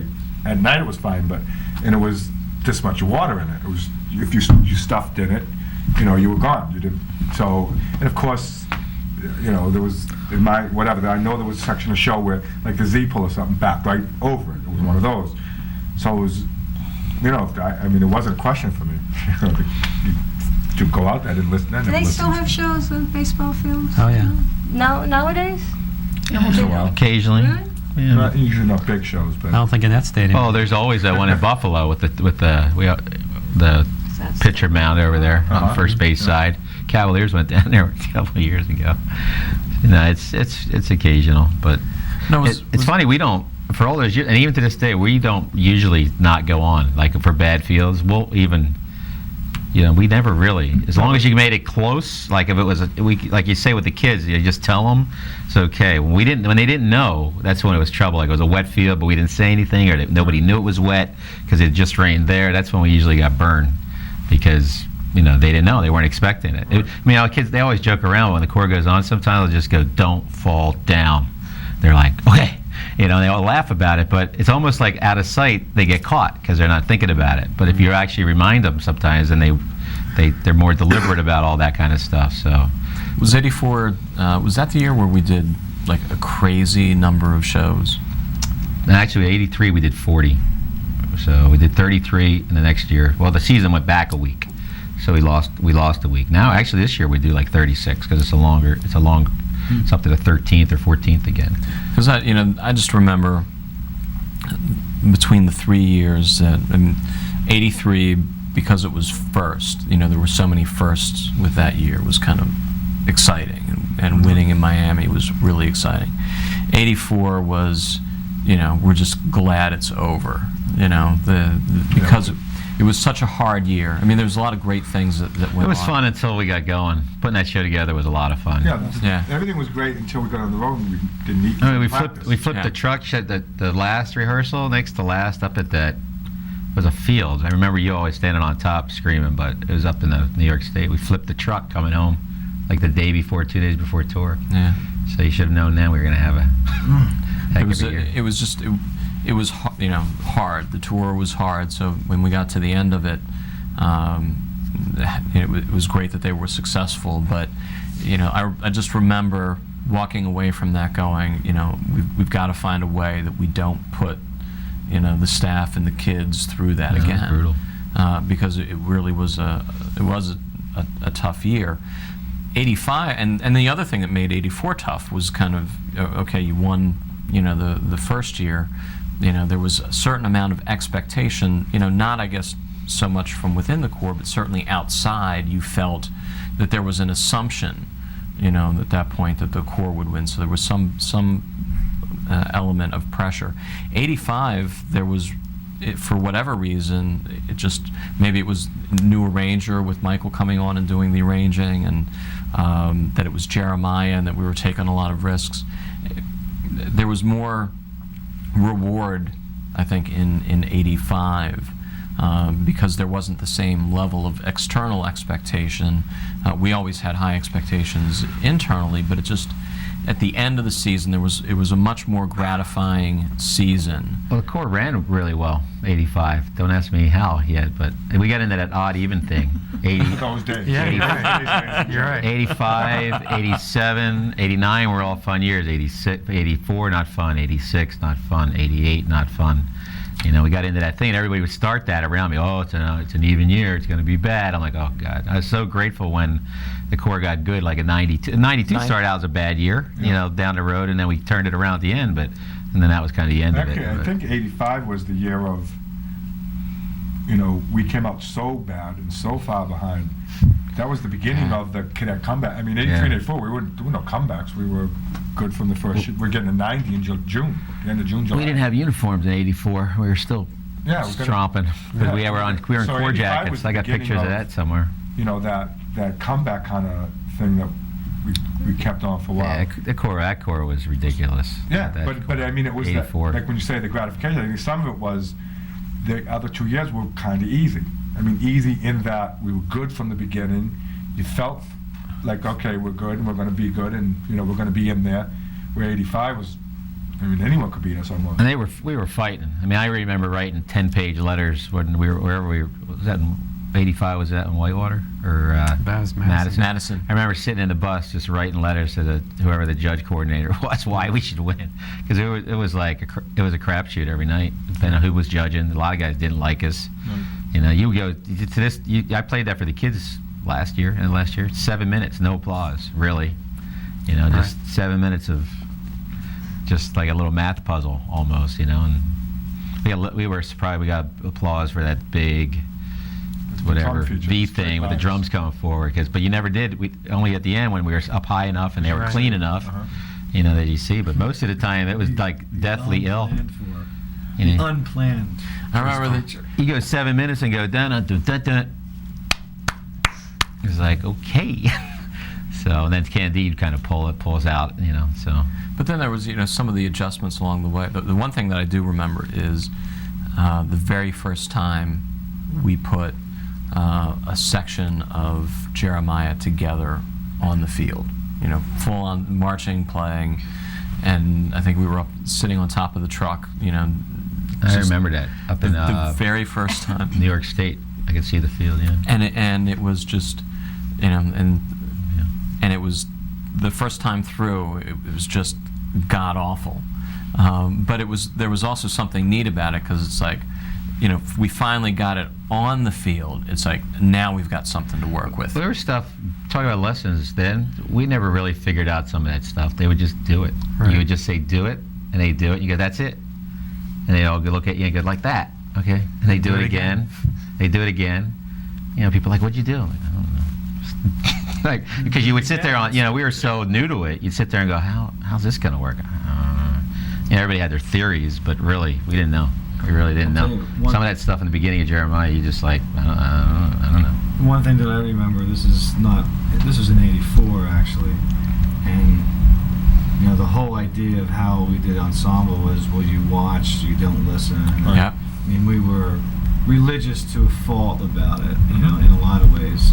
And I remember, well, you were pointing out that we would get off the bus at a show and we'd try to grab any moment we could to sort of practice something. And I remember we tried to play Maria with the horn line, the percussion and the horns tried to play Maria before a show. Just standing still. Standing still. Couldn't do it. Time out. Falling We apart. can't do this. I mean, it's We falling could not apart. It play was together. awful. I mean, all those years we couldn't do standstills. Yeah, we had trouble with standstills all the They were time. only trained to do it. They're trained to do it on- I'd get yelled at. These guys would be all over me. Why are you letting them play? I'm like, oh, we got to play something. You know? That was amazing. Yeah. That was. I'd never experienced anything quite like that. You know, it's a fairly simple tune. It's not like Yeah. there's a lot of activity in the piece, but we couldn't do it. Yeah. It was really amazing. And I think the attention to those details were really, and the commitment to that kind of excellence, I think, is one of those lessons that the kids take with them when they leave, because of the way that we did ensemble rehearsal and the techniques that we had to deploy. You know, watch, don't listen. Okay, you guys can watch.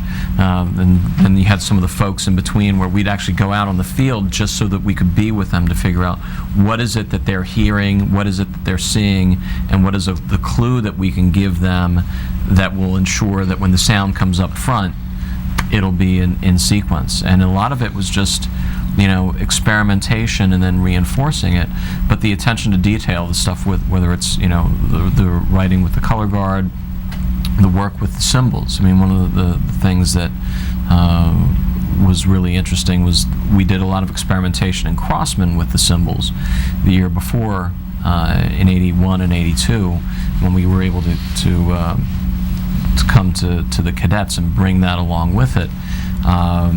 You know, there was some really interesting things that we were able to accomplish with, you know, symbol lines. At some point in time, they were more accurate than the battery with some of the things that they were doing because of the talent that we have and the things that we were trying to experiment with. But even, you know, one of my favorite stories was with the symbol line when we went to DCI East in 1984. And Jim Campbell was judging at the time, and now very successful with the Cavaliers, and they've won, and he's got, you know, some drum trophies. But at the time, he was judging, and he did ensemble. And we went into critique, and he had given us a particular low number that day, and it's like, you know, Jim, why didn't you, you know, what's going on? Why didn't you give us any credit? I mean, look at what the pit's doing. Look at what the cymbal's doing. He goes, your cymbals don't do anything. They have 4 techniques. He goes, 1, 2, 3, and 4, and he turns behind. And it was just like, at that point in time, Hannum had to just grab me by my shoulder because I just was ready to attack the guy, because we'd spent so much time developing all these techniques. And like you said, you get somebody who at the time didn't appreciate it. You know, now the irony of it is that he puts a lot of value into the things that at the time, you know, he didn't. But the attention to detail, I think, really was something that I took away from that experience. But also, you know, in '84, I think we lost one of the bass drummers went down in the drill, and it was interesting because they were doing the backup move at the end of Rumble Prologue. Mookie. Yeah, Mookie. He's doing the backup move, and it was one of the They great. felt like, no, they It was one of the great recoveries of all time, because they're moving backwards. The guy's carrying a large, He was a big guy. a yeah. 34-inch bass drum, moving backwards at 180 beats per minute, and goes down. and within 2 beats, he's back up and in sequence and going, and it's just like, There's not too many kids that could have picked that drum. He was not a. He was in a big boy. Yeah, he was a big boy. Like just all these drummers. How did the horn line, the brass section, get so good so fast? I mean, some of it was before your time a little bit, but I mean, really, they went from really nothing to really right in there with everybody in a couple years. And the funniest on the worst equipment playable. yes. Yeah. Right. Soldering Yeah, we had masking nothing. tape, duct tape. Jimmer, you can't deny Jimmer's charts, first of all. Like, he understands form and function better than probably anybody I know. And he writes so idiomatically well for the instruments that he's a large part, I think, of why those horn lines sounded the way they did. And then Donnie, Donnie has such an incredibly high standard that, they worked very hard, and they wanted to be good for Donnie and for Jimmer. He held them to a level of accountability that I don't think they were going to get anywhere else, even in the judging. So their standard was high enough, and they shot to go to that standard every day. It was just a hard work ethic. But the combination of those two together, the product that Jimmer could give them, and Donnie's searing work ethic, I don't think anybody probably worked as hard as those horn lines. There's recordings of that Fire 82, the concert where we used to stand still. Yeah. Unbelievable. I mean, it's just really. And I remember way before its time. Back then standing in front of those horn lines and just, I experienced things listening to them live that I can't say I've heard yet. They would play so loud, like the end of Rocky Point Holiday. That was so loud that your ears would crackle. And I never knew how to explain it other than my ears would crackle, and I was like, I can't hear it. It's so loud I can't hear anything. But horses. I can tell you, this is a very distinct memory I have. In '83 is when we were in Mawa putting the drill together, and we were putting the drill together for Rocky Point Holiday. So it's very early. Yeah. In this, not even in the season. This is before the summer. And now I was never around a great horn line, and we're Ever. the end of Rocky Point Holiday, and I somehow got myself. I'm right up on the sideline. They come. The baritones. They come down and slide out, and I never felt anything like that in my life. And I just went, man, you ain't in Kansas. No. They literally. This was in a rehearsal. There was nothing special. They just absolutely blew me back off the side. The same thing happened with me. I remember being in Maui again, and I might have been even 82. It was 82. It was the first year. Sure. And it was one of our first outdoor rehearsals, and I had the color guy. We were down one end, and there was the corps about a mile away. And all of a sudden, some kid comes over and he says, George and Marc want you to come over. I said, oh, what do they want? I'm doing this. All right, so I walk over, and the two of them were either side of me, and we were like holding hands, and they said, you got to hear this. And I'm not sure really what part it was. I thought it was Concerto in F or something, but all of a sudden, it was like my hair was blowing. I never heard a sound like that horn line when they hit that company front. Ba-da-da-da-da. It was like, ooh, and I remember we just giggled. It was like I had, as you said, I have never heard anything like it. You could feel it. It was just incredible. And think about those kids, too. I mean, the kind of kids that were in there playing. Kids, right? Well, that's what I was saying before. It's like we walked into a powerhouse of hungry talent. Yeah. Who not only were they talented, but they had never been in anything to get credit. Well, a lot of those kids just came because 80 was all those kids from nowhere. Well, and really, most of them didn't come back. Kids from the South. Some of them, the kind of key guys, New Orleans guys. Yeah. A lot of those guys, it was, all they could do to make it one year, they were exhausted. But we picked a lot of guys from Pennsylvania, a lot of Reading guys, Unks, and his whole, half the drum line, 3/4 of the drum line was from Westchester. Yeah. All those guys. These are Merle, who ended up singing lead in Les Mis. He was Jean Valjean. I'm walking down Broadway, and he comes up to me, and he starts talking to me, and he goes, George Hopkins. He keeps talking. I don't recognize him or anything. He goes, Merle, and he doesn't look like Merle because his hair was all that, and in fact his name was like something else. He had like a stage name, But this guy was in your snare line. He ends up, but there were all those guys, and they just started. And then I think at that time, unfortunately, a lot of corps were starting to drop. There were like the little guys, the Royal Brigades, a lot of those. So we started pulling in a lot of people around it. Bayonne didn't last much past. And when their last year was, they were 80, maybe 79. No, they were. No, it 80, was in the 80s. 82. They get so we started pulling in all kinds of people there. So And those kids played for a long time. It's not like they, had not done drum corps, but No, they we grew had a up lot in of- the yeah, we had a small lot of corps, drum and corps they kids. played for a long That's what I'm time. saying. It's not like like now you get the music major kids and the talented and trained. They come, they do their 1 or 2 years.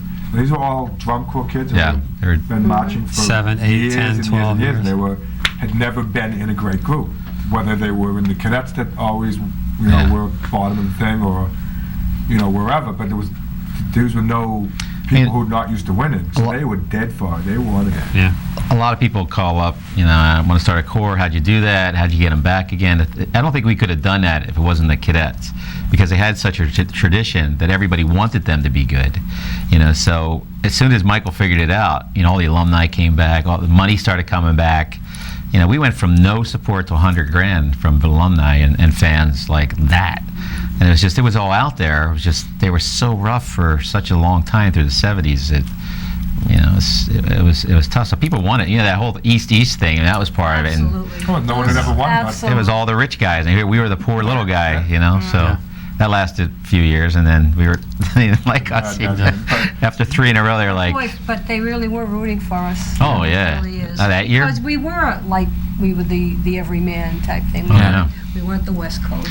Hey, You didn't have all the money. We were, we're trying to Still get. pushing You the didn't have buses any up the money. hills and- I think my highlight of my life probably still was beating my Santa Clara is my core. We used to jump up and down on the beds, and we were in college pretending we were wherever we were, listening to this stuff, going nuts.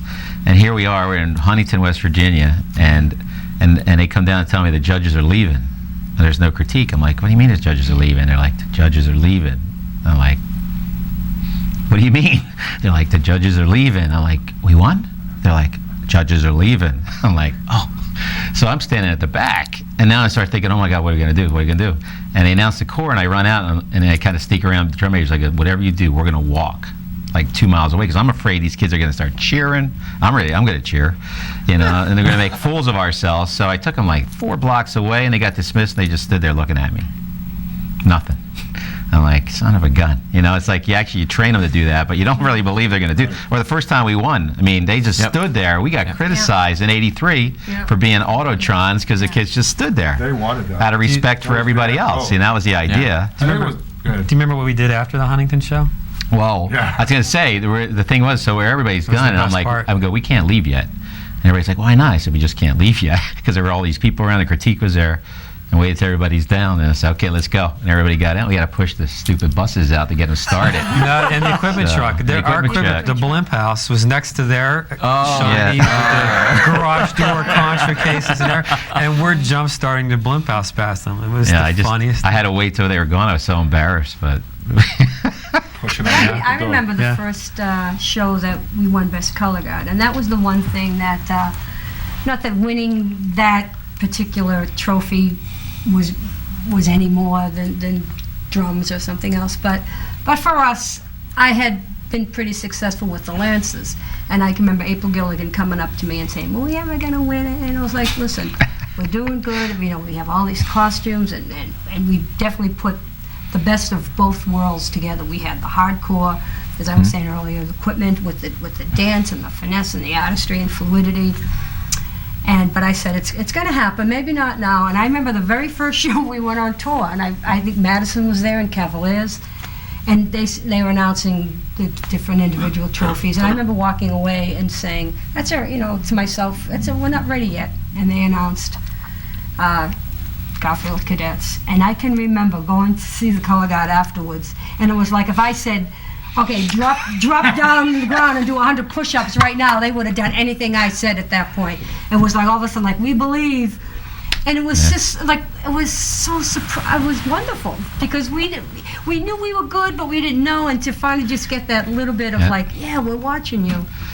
That was pretty neat. that the shows that you remember, that the competitive part of it, but we went to Madison. It was before Whitewater, but it was Madison. We're going to see Santa Clara, think the Blue Devils, but Santa Clara, Madison, Phantom maybe. big show. Big. And right before the show, they forgot the shawls because we were staying at Whitewater. Yeah. And I sent my brother was on tour driving the Love van, and we shipped him back, and God knows what he was on. He drove 150 miles an hour, but he showed up right after the shows. We didn't have any shawls, and I don't think we thought. I mean, if we thought we might win, maybe, but it would be 10th, 2. I mean, it was like I was like, there's no way. And we won by a bunch, it was like, we were, but it's that kind of thing. We were so just trying to do our stuff. It was like, oh my gosh, like we won by a lot, we're like looking in the parking lot like, well, how's that happening?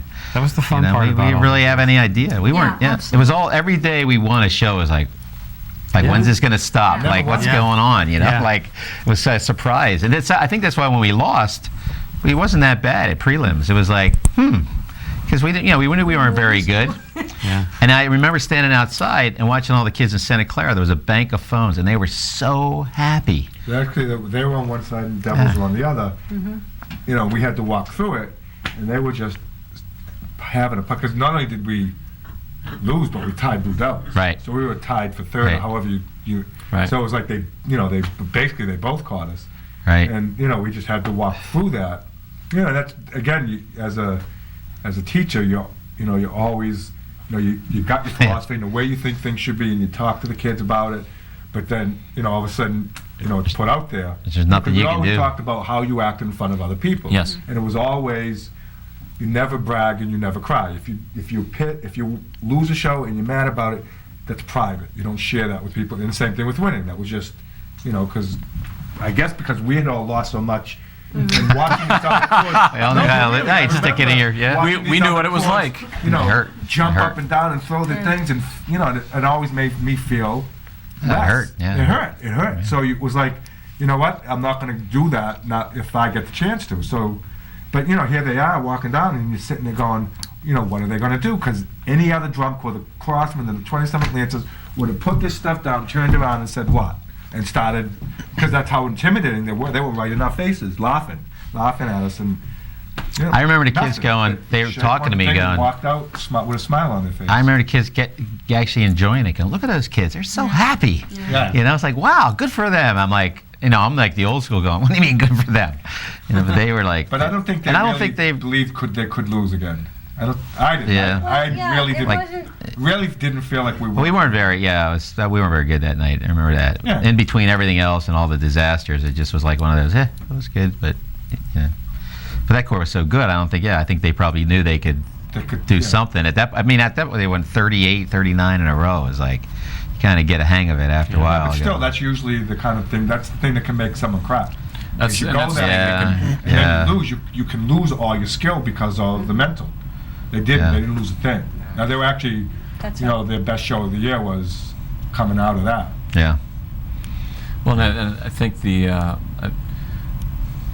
I'll always remember the audience reaction in '83 in Miami at the end of the show. Oh yeah. Because we had this running gag at the end of the Z Pool with some of the drum staff, particularly with Grant Davis. He would, we had this thing about the corps was communicating so well with the audience that they were throwing their young children at us, throwing their babies. So at the end of the show, the second Z Pool, they start to do it. And the place is going up, and Grant Davis is going, come on, give us your children, throw us your babies, and the place is just going so loud, and then the chant of East, East, East. I mean, it was an incredible moment, the way that it communicated with the audience. There were so many times, I think, throughout the years where I always would say to the color guard, the numbers don't matter because 10 years from now, 20 years from now, you're not going to remember the numbers, but you are going to remember how you felt with that audience. And I can remember just getting goosebumps because it was like, my God, we knew they were good and we felt, but to hear the roar of the crowds for the Z-Pull, for anything, even with Maroney in '84, just picking her up, dropping her off. I think the audience were we were definitely teaching them on how to watch a show. Yeah. Because they learned how to follow what you want them to follow. Maybe the judges didn't as much, but certainly the audience did. And even 85 with that opener, with Rick Wygant Tom coming out of Smith the or Tom Smith, right? Coming out of the next town over, and then not just running. I mean, but marching actually, but their feet moving so fast. And people were just like, are they going to make it? And each show they got farther and farther away, of course. I remember learning that. I was with Michael. That was not in the plan. No. While they were running around, we were fuming. And it was just like, it was like the beginnings of like George and you just come, we're going to do what we want to do. It's like, what is all this? That was the beginning, because actually, that was great. Kid was asking me, what was the first time we did freeform? Because it had not been done, Bayonne. Was it the Skyliners and the traffic jam. And actually, I guess because I got to hang with Bobby Hoffman in '89, one year when he came to work with us, it was actually the Hackensack Blue Demons back in '50s, whatever, were the ones that did free, and they used to call it the Hackensack. But contemporary drum corps, there wasn't, freeform was just, if you did it, it was the traffic jam and that was it. And we actually, there's a section of '84 where George, and I was always like, come on, do it, because we always talked about it. We used to call it the buzz, like the old TVs, when you turn them off and it was just all fuzzy. It was like that. So there was a section in America, the singing beginning, where the color guard was written to be in this freeform set, and they were in this space and they were going to come down and do all this moving around while the corps was singing. And we taught it, but it was like, couldn't figure, it looked ugly because it was freeform, wasn't a picture, and chickened out, was like, oh, that's no good, and put them in an arc, and that was that. And then '85 was like, just do it. He kind of just, I remember sitting there going, and he just went like that, and he just did it like that. And he was always the fastest writer. The peak was like 25 pages in a day. He was the fastest writer of all time. But with this stupid, before we got good teeth, he had the tombstone teeth, and he looked up at me going, with that stupid laugh. And he goes, that's how we're starting the show. Yeah. F George Hopkins, I don't care what everyone else says. It was one of those. And I was like, cool. So, and I remember, when we first put it out there. And it was outside the Dominican Center. I could picture it. No. You can't start like this, and the alumni, and I guess that's when we first started getting alumni support, and you were. It just wasn't anything we were talking about up to that. It was not. It wasn't the coordinated show we were talking about. It was like people taking over. Show that, as we did it, the kids started taking liberties because and they would people start go up into the stands and who could get the furthest away, and the one like boy Tom Smith, is one of the great marches of all time. It was like it would be like this every show, and it'd go further and further, and so it was always we knew, and then Michael got in as like. Whitewater, there's a tunnel, and then it became the plan. We were going to. So I remember in prelims, Tom Smith started in the tunnel. No one knew what was going on, and all of a sudden the course starts, and then all of a sudden he runs out, and the whole crowd was like, "Huh?" Yeah. Well, so now by finals, everyone knows it's coming. So he's in the tunnel, and it's like a rock concert. There's 500 people in the tunnel, and the show starts, and the whole crowd's waiting. And he waited, and he waited. And I knew the time of when he would hit the end zone. It was all planned. You hit the end zone in this count, you hit the 30 on this count. I knew, so we always knew he was going to, I was never afraid he wasn't going to make it. It was programmed to look like he wasn't, but, even like he would, some shows would say stumble on the, we had all these plans. And, it was like he wasn't coming out, and all of a sudden, it's like, I was like, I'm going to kill him. He's not going to, couldn't possibly make it. And it was like I always said, it was the first time an individual got a standing ovation for marching. As soon as he came out, he hit the tunnel, just standing ovation. Now they didn't clap again for 7 minutes, but and it was all again. It was that risk factor of that and then the kid taking it on way past anything we had ever talked about. Well, I think as he hits that, and as he comes in. One of the other changes, and one of the great things about Michael Cesario on the effects side is that he knew, when to add a little something, to just boost the effect, or when to take something away. And in this instance, where when all of a sudden everyone hits that block, And at that moment, either they're in that block or they're not. Right. And then when he adds 2 counts of silence for everyone to just sit there and go and take in what just happened, and then have the corps, come in together with that, huge attack, was, one of the great effects of all time, because all that stuff just came together. You had the dramatic impact of silence, and then that first impact is just one of the great programming moments, that I've ever, been able to see. Been using silence ever since. Yeah. Well, maybe to wrap it up, maybe we just run around and your, I don't care, memory or whatever your final comments are. We may never, I don't know if we'll be here for the 40th or the 50th, so if we are, we'll be, it might be in a little wheelchair by then or something, so. I don't know, Sully, you want to shoot? My memory? Or whatever, or final commentary. Yeah, I guess, now, as you say, 20 some odd years, I haven't, since 81, the only year I haven't taught the Corps is 86. So it's, Bastard. Good for you. That was a good year to take on. to prove my point, you saw what happened in 86. Yes, I was at Santa Clara at the time. I definitely saw what happened. But, something that started off, and for all of us, none of this was life choice. It wasn't, what I want to be when I grow up. By any stretch of the imagination, whatever dreams I had as a kid, none of them will involve drum corps, except that it was my whole life as a kid. But, it was always about I'm going to get out of it at some point. And then when you start teaching, it was a way to stay a kid for a little longer. For me, it's been a way to stay a kid for almost 50. And to look, to sit back with you guys, we were just talking outside on the break. Nothing I am now, nothing that I've done in the last 10 or 15 years could have happened, if it weren't for these 3 years. When you say the learning and the experience and, all of it, the taking a risk, and the fact that because there was no structure, there was no, you can say George was the director and Michael was the program coordinator, there was no leader. People at any time could take on the responsibility of saying, I'm going to do what I want here, and this is how the Corps is going to march on your right foot. Anyone care? It's tough, I'm doing it. And we all did that in our own ways. All those things we learned from those 3 years. What I know and what I am now is only would have happened because of those, those 3.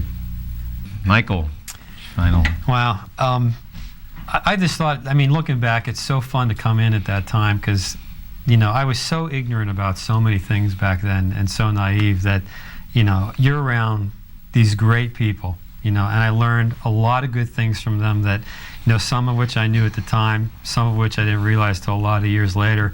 But it was just cool that, we played great music. There were great people around to write and teach, and you just got up and worked hard every day to do that kind of stuff. And for me, 85, I think, was obviously my favorite of the 3 years just because of what I was, allowed to do then. And, you talk about Michael Cesario and what he was able to contribute to everybody. He could say, he could never tell you, like, we'll put this note here and do that, but he'd look at me and go, opera buffa. Opera buffa. And you're going home, opera buffa, what's he talking about? The end of Candide should be opera buffa. And like, okay, now I get it. So he gives you the great ideas, to go with. And Jim Prime that year also, too, he was just very supportive. And, because we were so not into the competitive thing back then, we would always leave during the retreats and stuff like that. We'd go get something to eat. So at Madison, it was the finals. We did the show, and I was thrilled with the drum corps. Other than our little bump, it was a great year. I was thrilled to death. And we went to a McDonald's back behind the stadium there.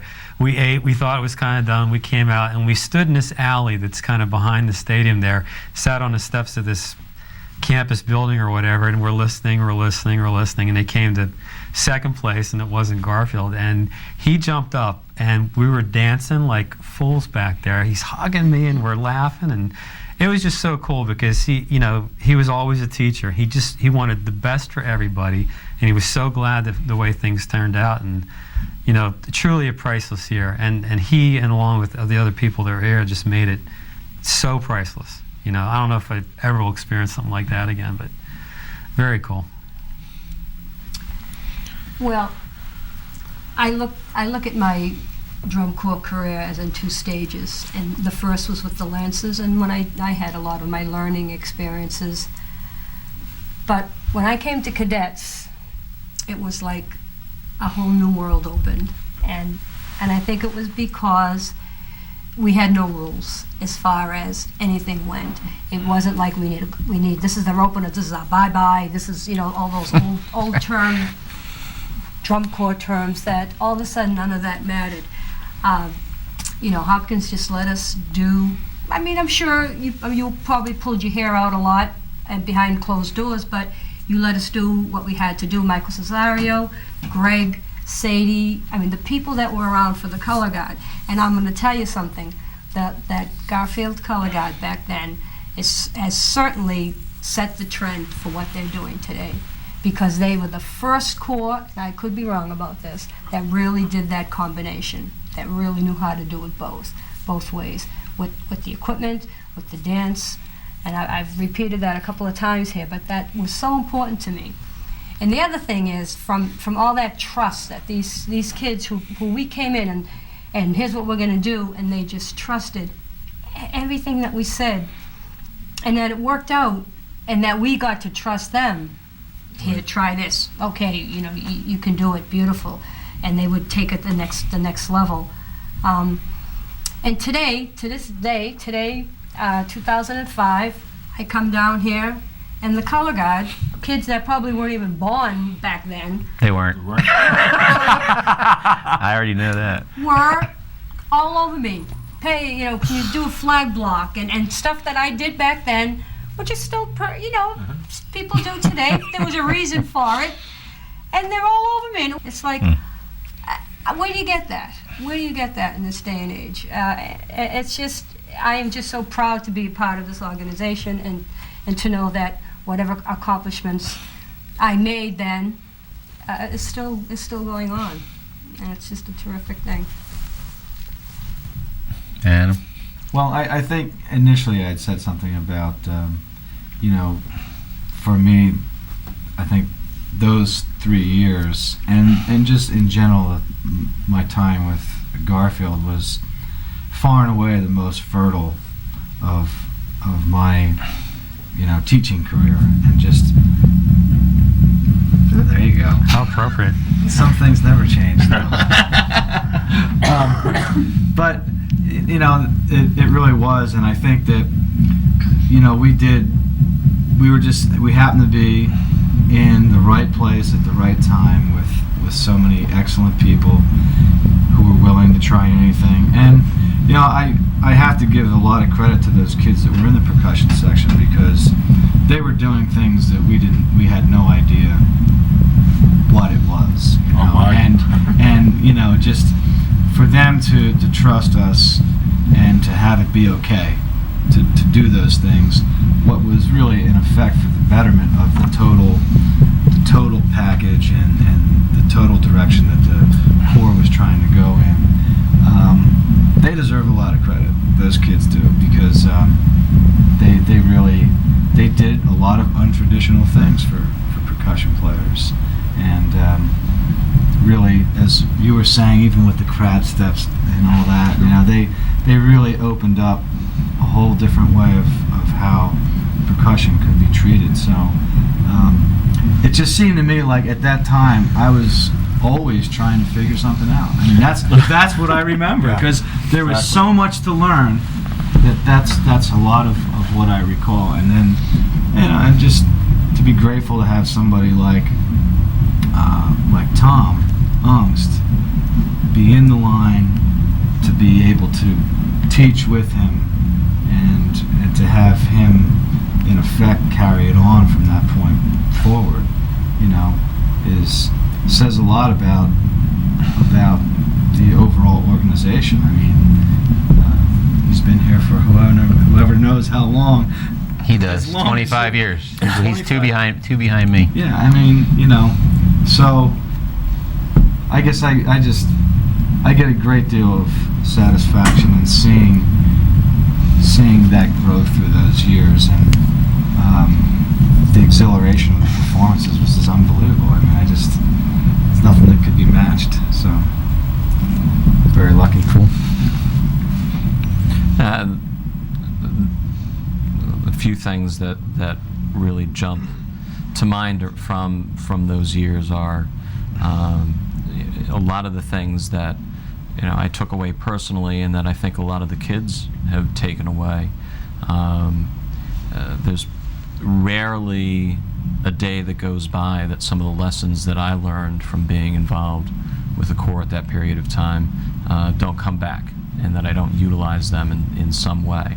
And some of the things that were taught at the time that you actually learn, several years later.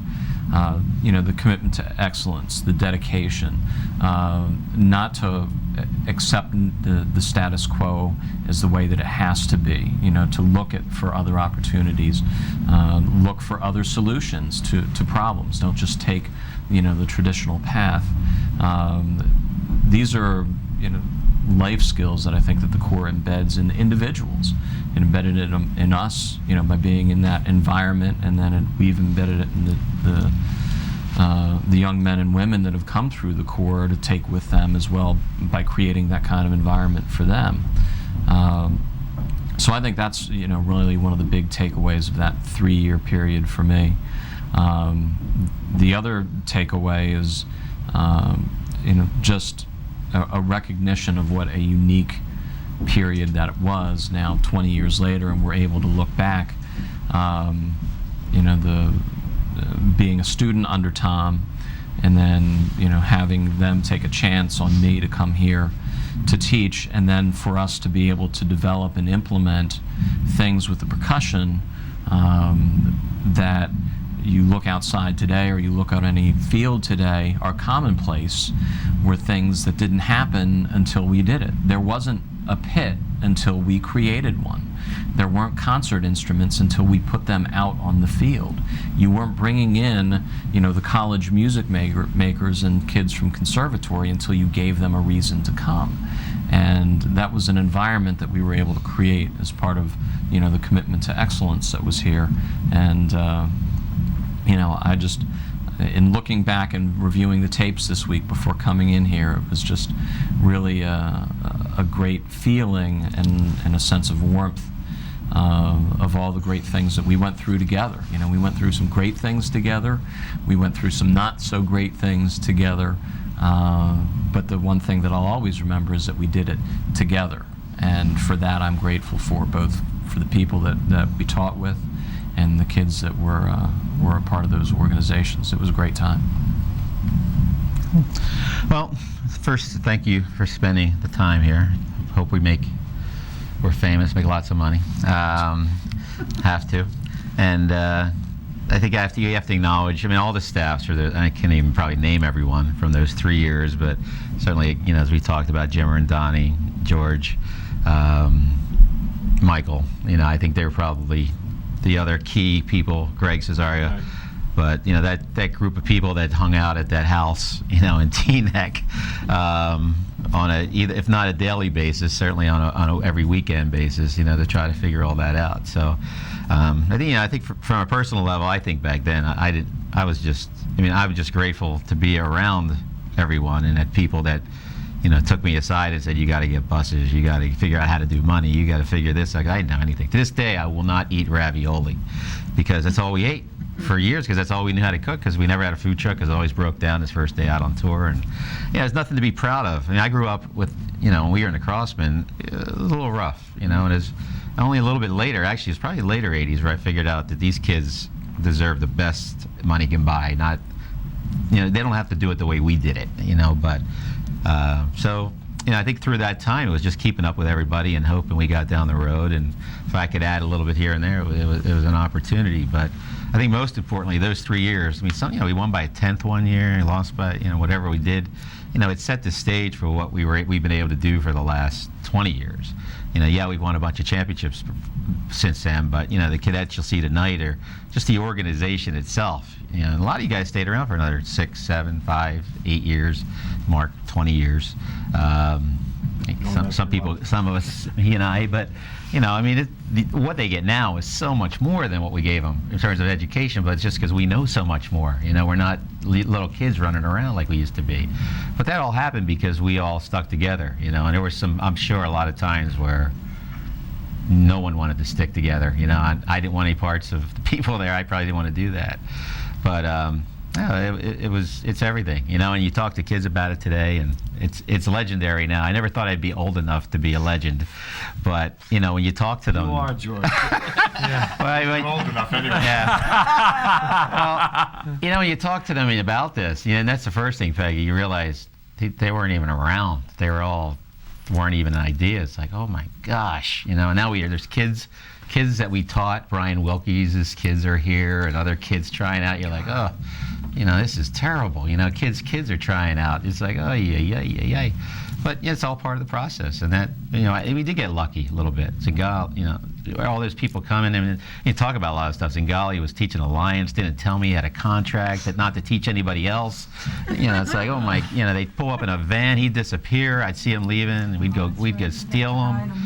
All that. There was all kinds of stuff through those 3 years because we were still figuring it out. And people that Greg Pitch, guys that never even taught, but helped us get down the road to the next day, or cooks, with Frost, or people that got in that truck, that little piece of nothing, to feed the kids. If they hadn't done any of that, we couldn't have the monster trucks out there today with the greatest equipment in the world and all that stuff. So it was just great. It was great to be a part of. I don't think any of us planned it, and I didn't plan to be here, but thanks so much for spending the time. It's a lot of fun. And Sully, had you not gone away for that 1 year, we would have had to wait 2 more years to get together because it would take 20 years to get to 5 Pete. That's true. That's right. All right. Thanks. Thank you.